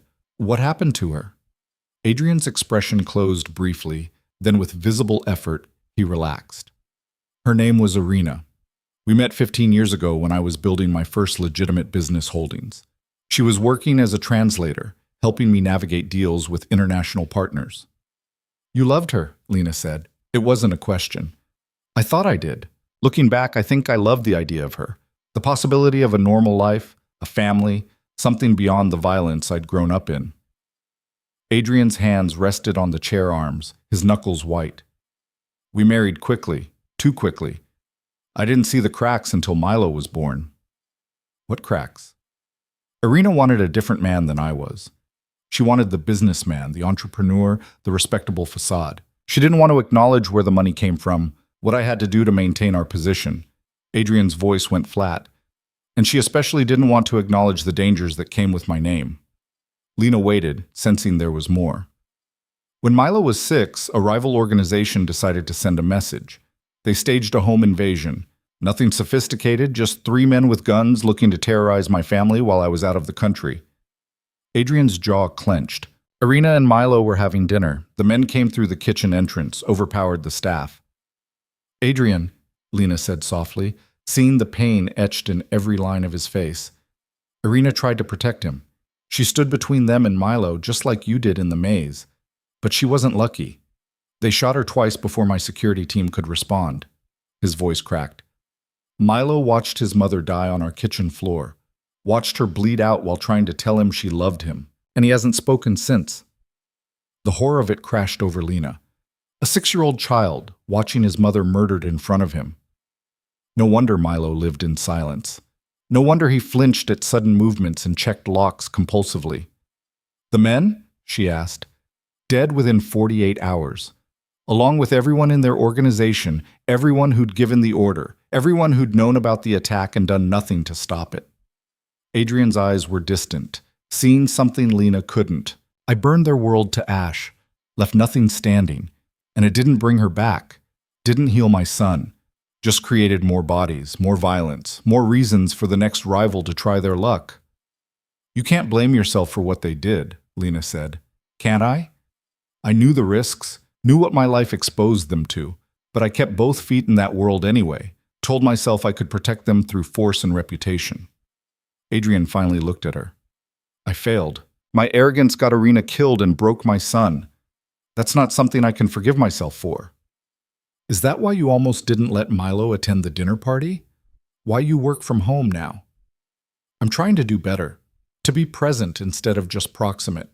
To actually protect him instead of assuming my name is shield enough. Adrian leaned forward. And then you came along, and suddenly I had someone who could reach him where I couldn't. Someone who saw past his trauma to the boy underneath. I just treated him like a person, Lena said. Exactly. Not a victim. Not a broken thing. A person. Adrian's gaze intensified. Do you understand what that means to me? Watching him smile at your drawings, seeing him comfortable enough to seek you out in the night, you've given me something I thought I'd lost. Hope that he might heal. The raw vulnerability in Adrian's voice made Lena's chest ache. This feared crime lord was just a father, desperate and guilty and trying to fix what he blamed himself for breaking. What about the rest of it? Lena asked. Your business. The things you do that aren't legitimate. Adrian settled back in his chair, his expression hardening slightly. I was born into this world. My father ran the Russian district, controlled gambling and protection rackets, had politicians and police in his pocket. I inherited the infrastructure when he died, expanded it, modernized it. I own legitimate businesses, real estate, import, export, tech startups. But I also control what happens in certain neighborhoods, who operates where, how disputes get resolved. So you're exactly what everyone says you are, Lena said. Yes and no. I don't deal in drugs or human trafficking. I don't prey on the helpless or exploit children. There are lines I won't cross. His eyes met hers. But I enforce my territory through fear and occasional violence. I buy influence with money and favors. I exist in spaces where law is negotiable and power is the only currency that matters. Does that horrify you? Lena considered the question honestly. A month ago, it would have.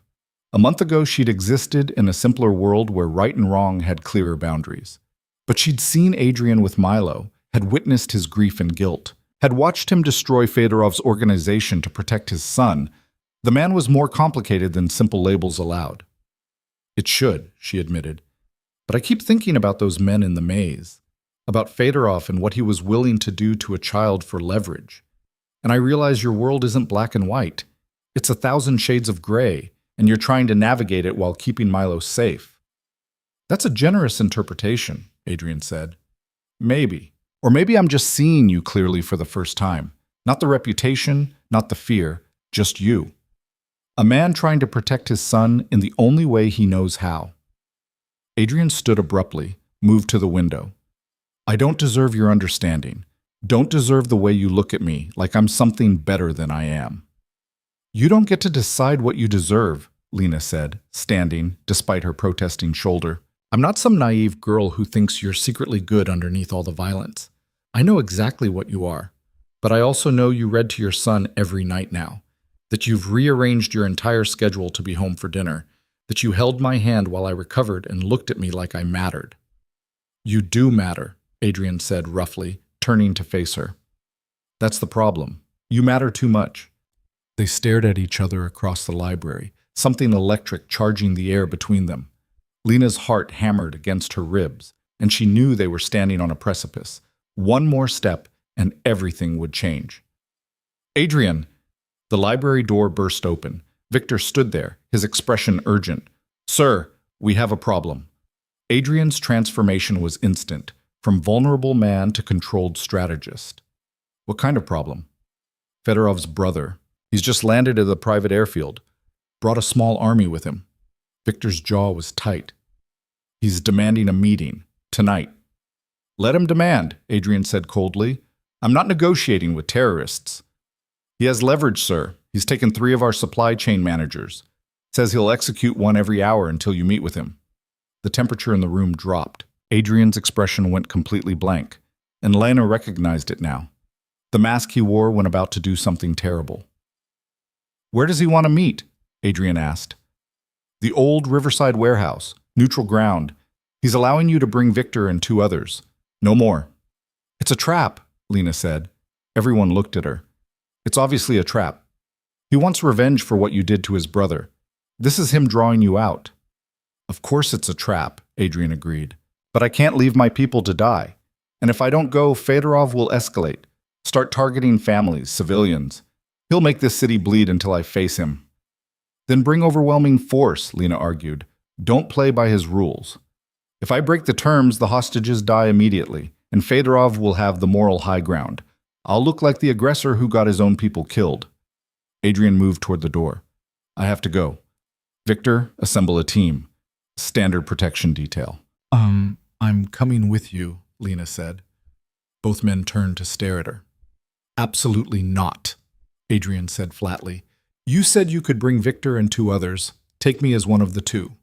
You're injured, untrained. You'd be a liability. Or I'd be the element he's not expecting. He knows Victor, knows your usual security. He won't anticipate someone like me. She has a point, Victor said reluctantly. No one would expect you to bring a civilian woman to a hostile negotiation. No, Adrian said again, but Lena heard the uncertainty. You taught me that in your world, unpredictability is an advantage. Use me as that advantage. Lena moved closer to him. And if this goes badly, if this is the last time you see Milo, do you really want to leave him with neither of us here? It was a low blow and she knew it, but Adrian's expression cracked. He looked at her like she was something precious and fragile and completely exasperating. If I take you, you follow Victor's orders without question. You stay behind me at all times. And at the first sign of real danger, you run. Understood? Understood, Lena agreed, her pulse racing. This is insane, Adrian muttered, but he was already moving, already planning. Victor, get her a vest, lightweight, won't impair her injured shoulder, and brief her on basic protocols. The next 2 hours were a whirlwind. Victor fitted Lena with a bulletproof vest that felt heavy but manageable, taught her basic hand signals, explained what to do if shooting started. Margaret appeared with different clothes, dark, practical, less conspicuous than Lena's usual attire. You're either very brave or very stupid, Margaret said while Lena changed. Probably both, Lena admitted. Take care of him, Margaret said quietly. Mr. Volkov pretends he's invincible, but he's not, and he's carrying enough guilt for 10 men. Don't let him add you to that weight. Before they left, Lena went to Milo's room. The boy was being supervised by Dr. Chen, drawing at his desk with unusual intensity. When he saw Lena, his face lit up, then fell as he took in her clothes, the vest, the tension in her posture. I have to go help your dad with something, Lena said gently. I'll be back soon, okay? Milo shook his head frantically, grabbing her hand. I know you're scared, but your dad needs me, and I'm going to be careful. I promise. She knelt beside him, ignoring the protest from her shoulder. Dr. Chen will stay with you, and when I get back, we'll read 3 chapters instead of 1. Deal? Milo's eyes filled with tears, but he nodded slowly. Then he did something unexpected. He threw his arms around her neck, holding on with desperate strength. I'll come back, Lena whispered into his hair. I promise I'll come back. When she finally extracted herself, Milo pressed a folded paper into her hand. Later in the car headed toward the warehouse, Lena unfolded it. The drawing showed 3 stick figures, tall man, medium woman, small boy, all holding hands, all smiling. Above them, Milo had written in careful letters, family. Lena's throat went tight. She tucked the drawing carefully into her vest pocket, over her heart.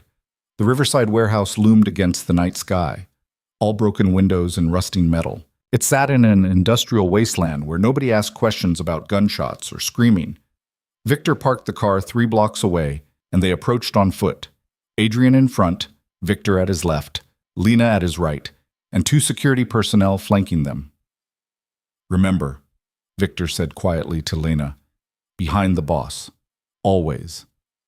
The warehouse entrance was lit by harsh spotlights that turned the scene theatrical. Men in tactical gear stood at intervals, weapons visible. In the center of the space, a man who looked like Konstantin Fedorov's harder, meaner brother sat in a chair that was clearly meant to be threatening. Behind him, 3 men knelt with hands bound, hoods over their heads. Adrian's missing managers. Adrian Volkov, the man said in heavily accented English. You killed my brother. Your brother tried to kidnap my son, Adrian replied, his voice carrying clearly. Actions have consequences. As you're about to learn, Baz Fedorov's brother, Victor had identified him as Alexei, gestured to the kneeling men. These are your consequences. Your people. Your responsibility. What do you want, Alexei? Adrian asked. I want you to suffer as my brother suffered. I want you to watch your empire crumble. But tonight, I will settle for a smaller payment." Alexei smiled, and it was a terrible thing. "Choose. One of these three men dies tonight. You choose which one. That is the price of your arrogance. Let them all go, and we can discuss terms," Adrian said. "There are no terms. There is only your choice. Make it now, or I kill all three."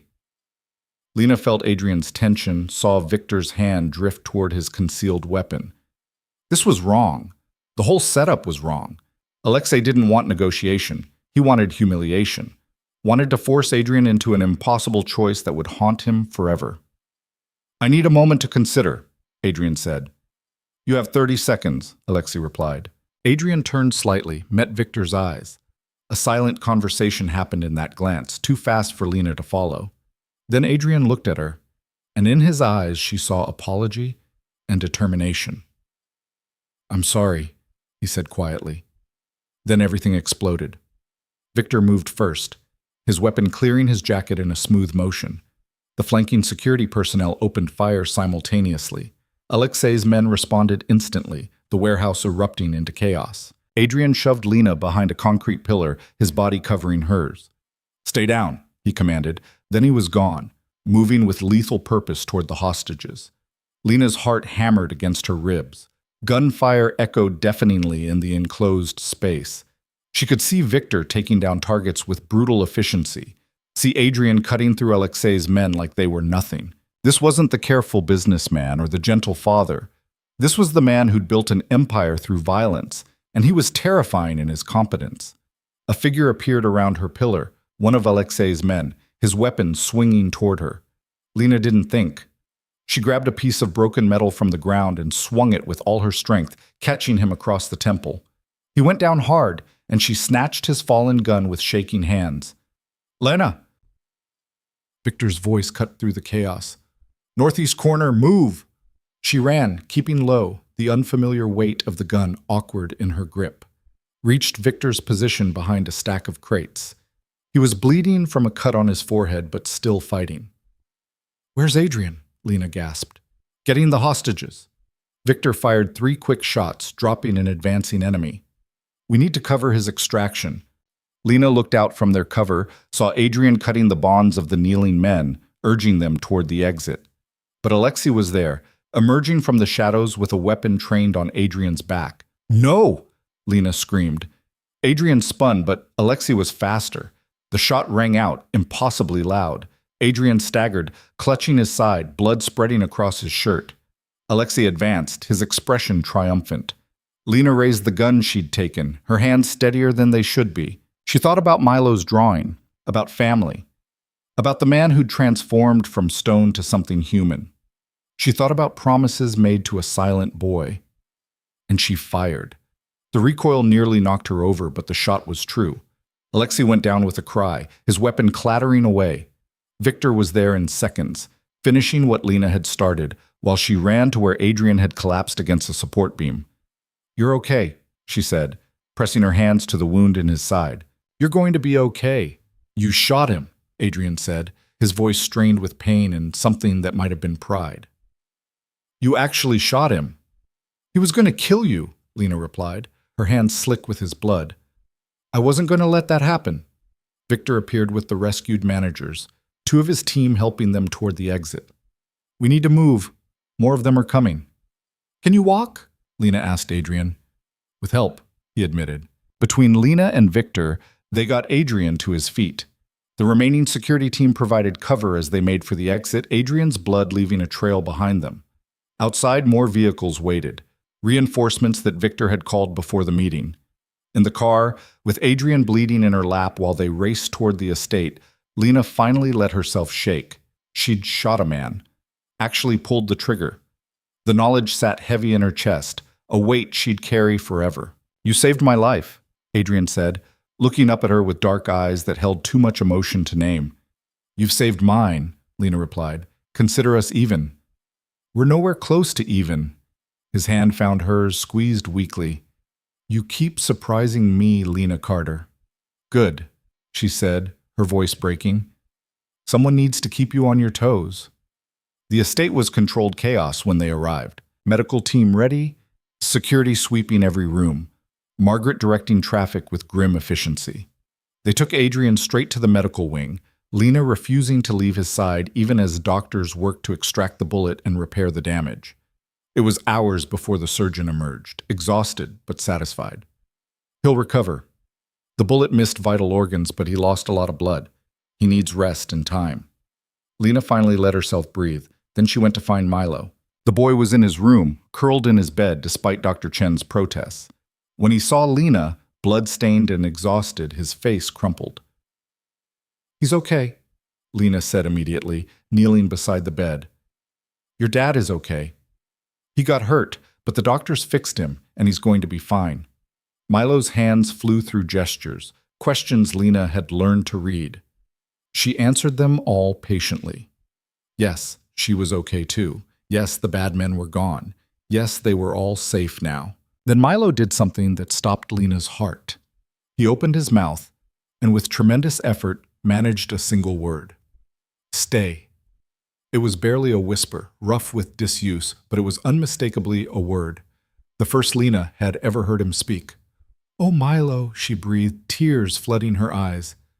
"Yes, I'm staying, I promise. I'm not going anywhere." The boy burst into tears and Lena held him, both of them crying, releasing tension and fear and relief in equal measure. "Doctor."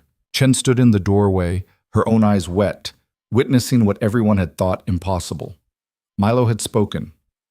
Later, much later, when the boy had finally cried himself to sleep and been settled in his bed, Lena went to Adrian's room.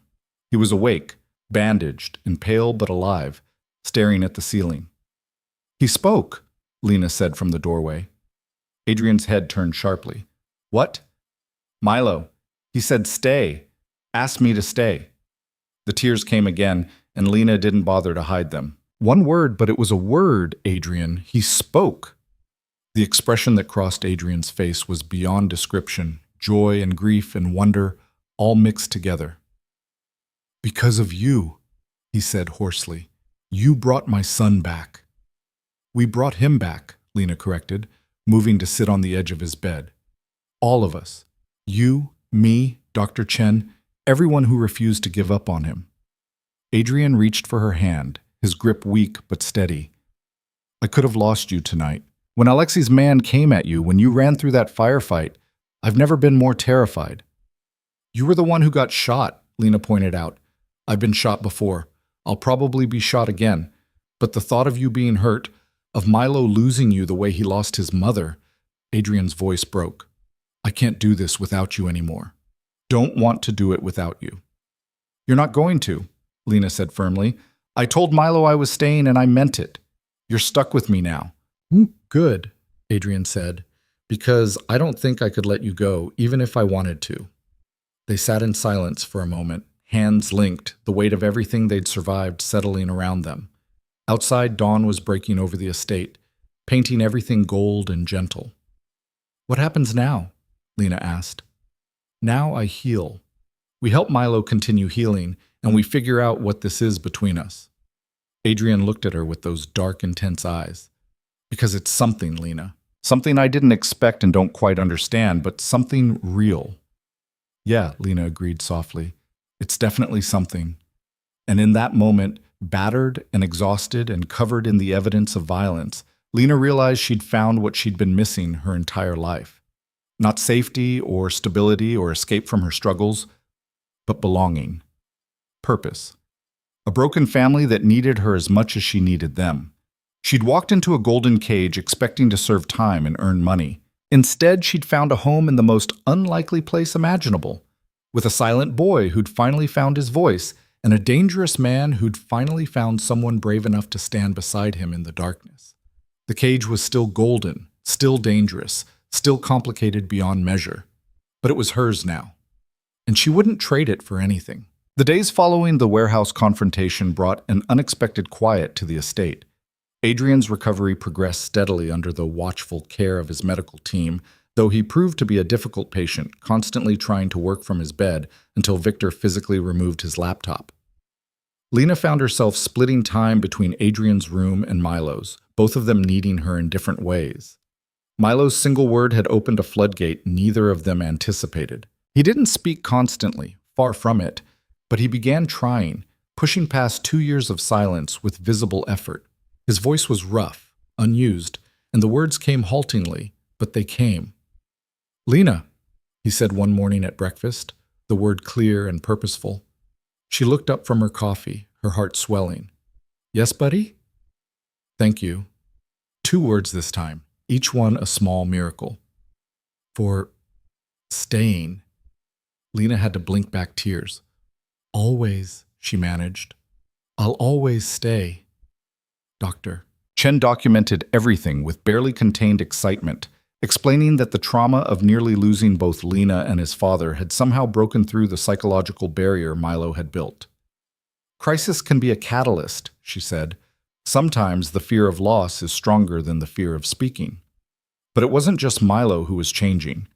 The entire household seemed to be holding its breath, waiting to see what would emerge from the violence and revelations of the past weeks. Margaret hummed while cooking, something Lena had never heard before. Victor smiled, actually smiled, when Milo spoke his name. Even the security team seemed lighter, less rigid in their constant vigilance. Adrian's transformation was the most profound. Once he was mobile again, he abandoned his study for the living spaces where Milo played and Lena read. He seemed content to simply exist in their orbit, watching them with an expression that mixed wonder and something deeper, something Lena was afraid to name. "You're staring again," she said one afternoon, catching him watching as she helped Milo build an elaborate structure from blocks.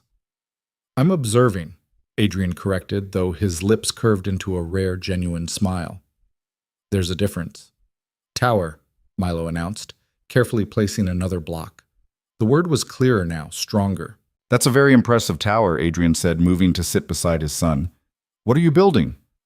"Castle," Milo replied. Then, with effort, "For us." "For us," Adrian repeated softly, and Lena saw his throat work with emotion. "I like that very much." They built together, the 3 of them, and Lena thought about how far they'd come from that first night in the diner.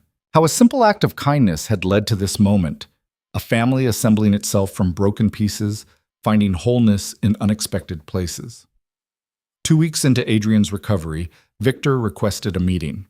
Lena found herself included, sitting in Adrian's study while Victor laid out a detailed report on the fallout from the Fedorov situation. "Alexei survived," Victor said bluntly. "He's paralyzed from your shot, Miss Carter, currently in custody, facing multiple charges. His organization has collapsed completely. The remaining members are either cooperating with authorities or fleeing the country." "And the other families?" Adrian asked, his business voice firmly in place. "How are they responding?" "Cautiously.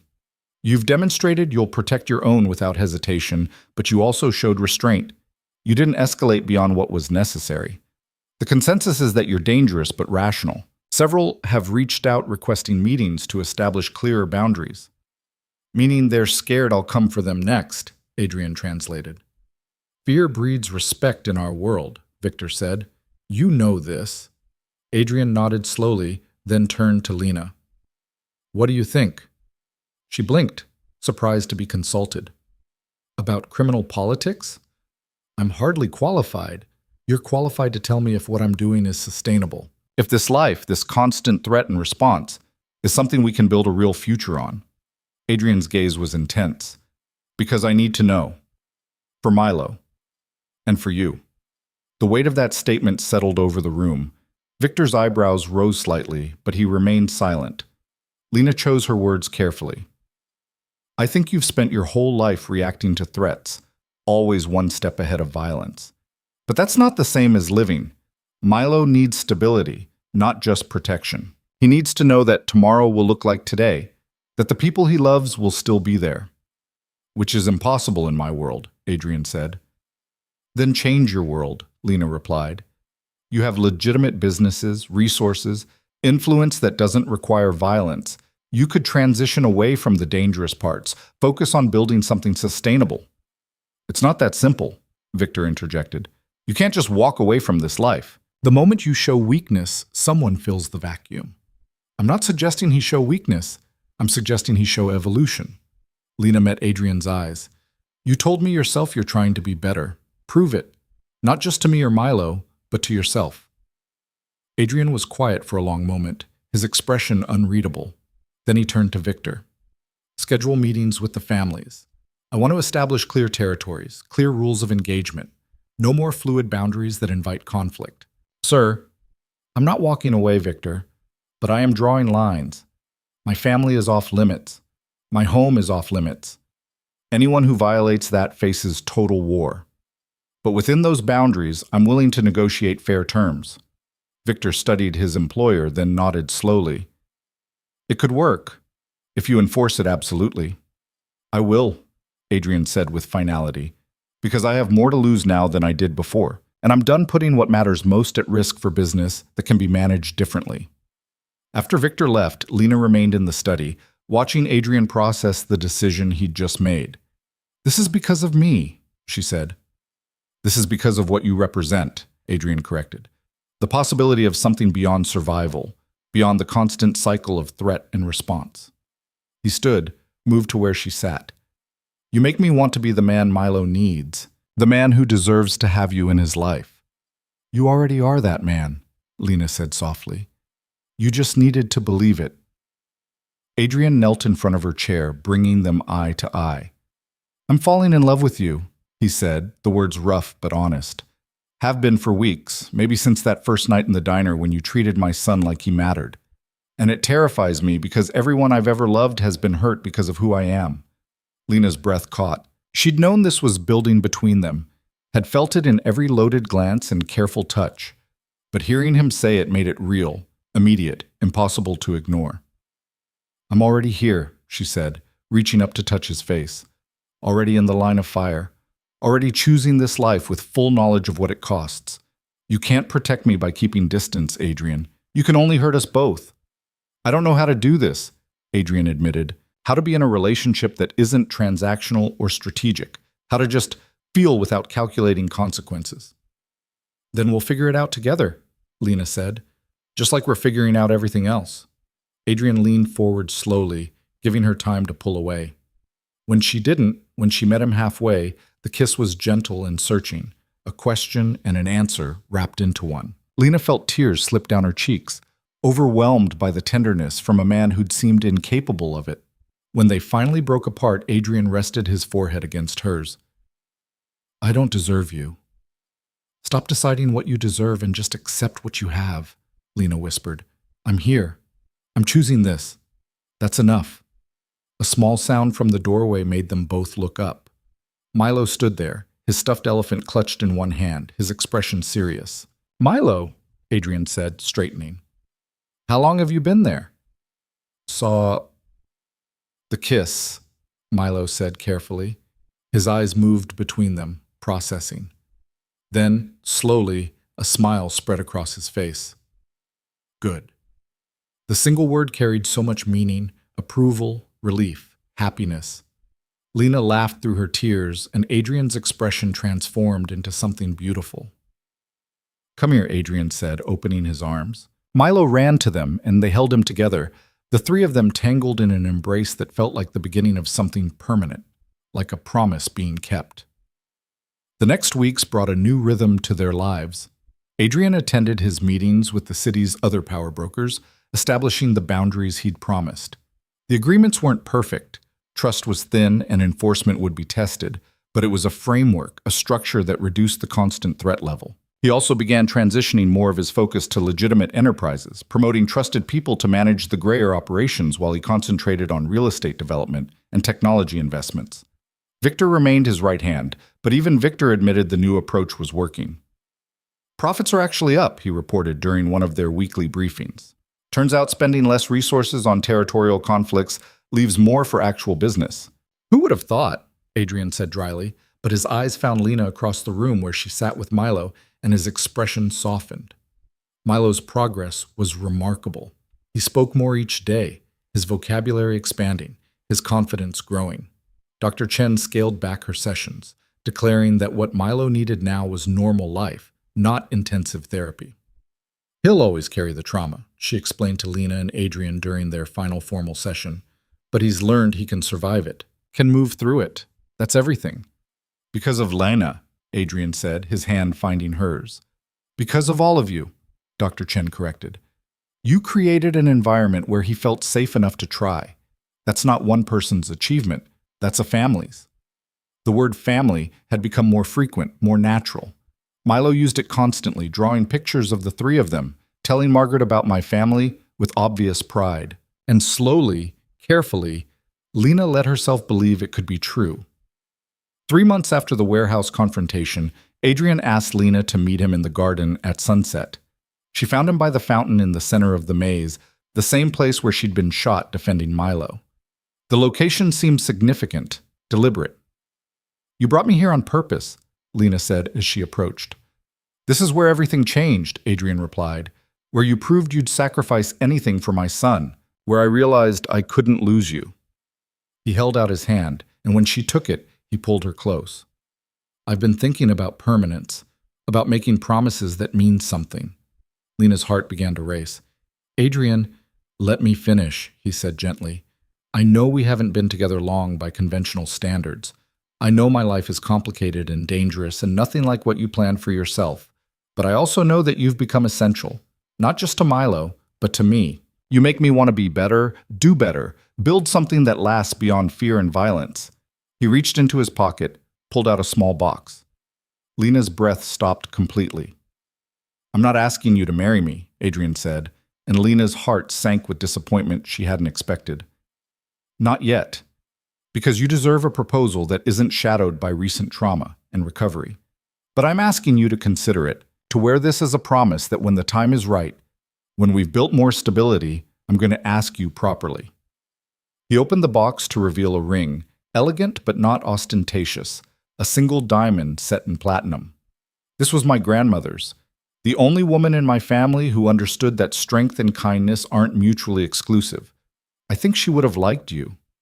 Lena took the box with shaking hands, looking at the ring that represented so much more than jewelry. It was a promise of future, of intention, of a man who'd learned to plan beyond the next threat. You're serious, she said. Completely. Adrian's expression was open, vulnerable. I love you, Lena Carter. I want to build a life with you, raise my son with you, create something that doesn't require constant vigilance to protect.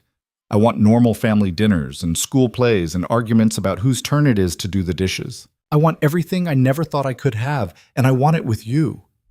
Tears spilled down Lena's cheeks. I love you too, she whispered. I didn't mean to, didn't plan to, but I do. So much it scares me. Is that a yes to considering my eventual proposal?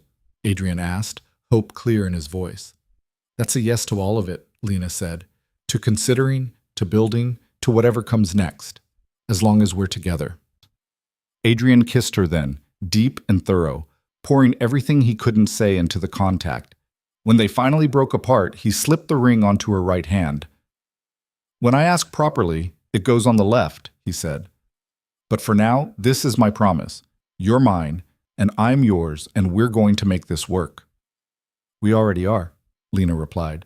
They stood together in the garden while the sun set, painting everything gold and gentle, and Lena thought about the journey that had brought her here. From invisible waitress to essential family member, from surviving to living, from alone to cherished. A shout from the house broke the moment. They turned to see Milo running toward them, Margaret following at a more sedate pace. Lena, Dad, Milo called, his voice strong and clear. When he reached them, slightly out of breath, he looked between them with knowing eyes.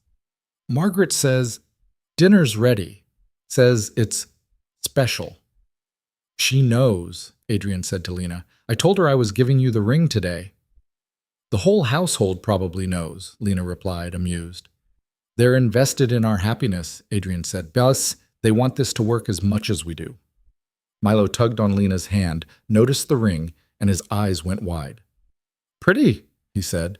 Then with dawning understanding, does this mean you're staying forever? Lena knelt to his level, took his small hands in hers. It means your dad and I love each other very much. And yes, I'm staying forever. Is that okay with you? Milo's answer was to throw his arms around her neck, holding tight. "My Lena," he said fiercely. "My dad. My family." "Your family," Lena agreed, her voice breaking with emotion. "Always." They walked back to the house together, Milo between them holding both their hands, chattering about his day with increasing fluency. The dining room had been transformed, candles lit, flowers arranged, Margaret's best cooking laid out like a celebration. The household staff had gathered, Victor and Margaret prominent among them, all wearing expressions of genuine happiness. When they saw the ring on Lena's hand, a small cheer went up. "About time," Margaret said, though her eyes were suspiciously bright. "I was beginning to think you'd never get around to it." "I wanted to do it right," Adrian replied. "You did," Lena assured him. Dinner was loud and warm, full of laughter and stories. Milo talked more than Lena had ever heard, encouraged by the festive atmosphere. He told elaborate stories about his drawings, asked questions about wedding planning that made Adrian choke on his wine, and generally behaved like a normal, happy child. Later, after Milo had been put to bed with promises that nothing would change except getting better, Lena and Adrian found themselves alone on the terrace overlooking the grounds. "I keep expecting something to go wrong," Lena admitted, "for this to be too good to be true." "Nothing's perfect," Adrian said. "There will be challenges, complications. My business will always carry some element of risk, and we'll have to navigate that carefully. But the foundation is solid. We're solid." "I never imagined my life would look like this," Lena said, leaning against him. "When I was working at that diner, struggling to keep my dad and me afloat, I never dreamed I could have this." "You earned it," Adrian said firmly. "You walked into my world with courage and compassion, refused to be intimidated, and somehow made both my son and me better people. If anyone deserves happiness, it's you." "We all deserve it," Lena corrected. "You, me, Milo. We all deserve this second chance." They stood in comfortable silence for a while, watching the city lights twinkle in the distance. Somewhere out there, Lena's old life continued. The diner serving late-night customers, the cramped apartment now occupied by her father and his caretaker, the streets she used to walk alone. That life felt impossibly far away, like something that had happened to someone else. "Do you miss it?" Adrian asked, as if reading her thoughts. "Your old life?" "I miss some things," Lena admitted. "The simplicity, sometimes, knowing exactly where I stood, what was expected, but I don't miss the struggle, the fear, the loneliness." She turned to look at him. "And I could never miss what I have now, not for anything." "Good," Adrian said, pulling her closer, "because I'm not letting you go." "Wouldn't dream of it," Lena replied. The weeks turned into months, and the household settled into its new normal. Adrian continued restructuring his businesses, gradually reducing his involvement in anything that required violence to maintain. It wasn't a complete withdrawal. He was still a powerful man with dangerous connections, but the shift was real and sustained. Victor adapted to the new reality with surprising ease, discovering he preferred strategic business negotiations to territorial enforcement. "Turns out I'm good at this," he said during one meeting, looking almost surprised. "Who knew?" "Anyone who paid attention," Adrian replied. Milo started school, a private institution with small classes and understanding teachers who worked with Dr. Chen to support his continued development. He made friends slowly, but genuinely, bringing home stories about classmates and playground adventures that made Lena's heart swell. "There's a girl," Milo confided one evening. "Her name is Emma. She likes my drawings." "Does she now?" Lena asked, fighting a smile. "Yeah, she's nice." Milo's cheeks pinked. "Is that okay?" "It's very okay," Lena assured him. "Having friends who appreciate your talents is wonderful." "Are you and Dad going to get married?" Milo asked suddenly, the question clearly weighing on him. "We're planning on it," Lena said carefully. "Why? Does that worry you?" "No," Milo said quickly. Then, more thoughtfully, "I just want to know, if you marry Dad, does that make you my mom?" The question hit Lena like a physical blow. She sat down on Milo's bed, pulling him close. "I could never replace your mother. She loved you so much, and that love is something you'll always carry. But if your dad and I get married, I would be your stepmother, which means I'd be your mom in the ways that matter, taking care of you, loving you, being there for you always." "I'd like that," Milo said softly. I think I think my first mom would like it too. She'd want someone to take care of me. She would, Lena agreed, her throat tight. And I promise, I'll do my best to honor her memory while making new memories with you. Milo hugged her tightly. I love you, Lena. I love you too, sweetheart. So much. When she told Adrian about the conversation later, she found him in his study going through old photo albums. Pictures of Irina, young and beautiful and full of life, smiled up from the pages. I should have shown him these more, Adrian said quietly. Let him remember her instead of just the trauma. It's not too late, Lena said, sitting beside him. We can make sure he knows who she was. Keep her memory alive in healthy ways. Adrian looked at her with gratitude. You're not threatened by her? By his love for his mother? Of course not, Lena said. Love isn't finite.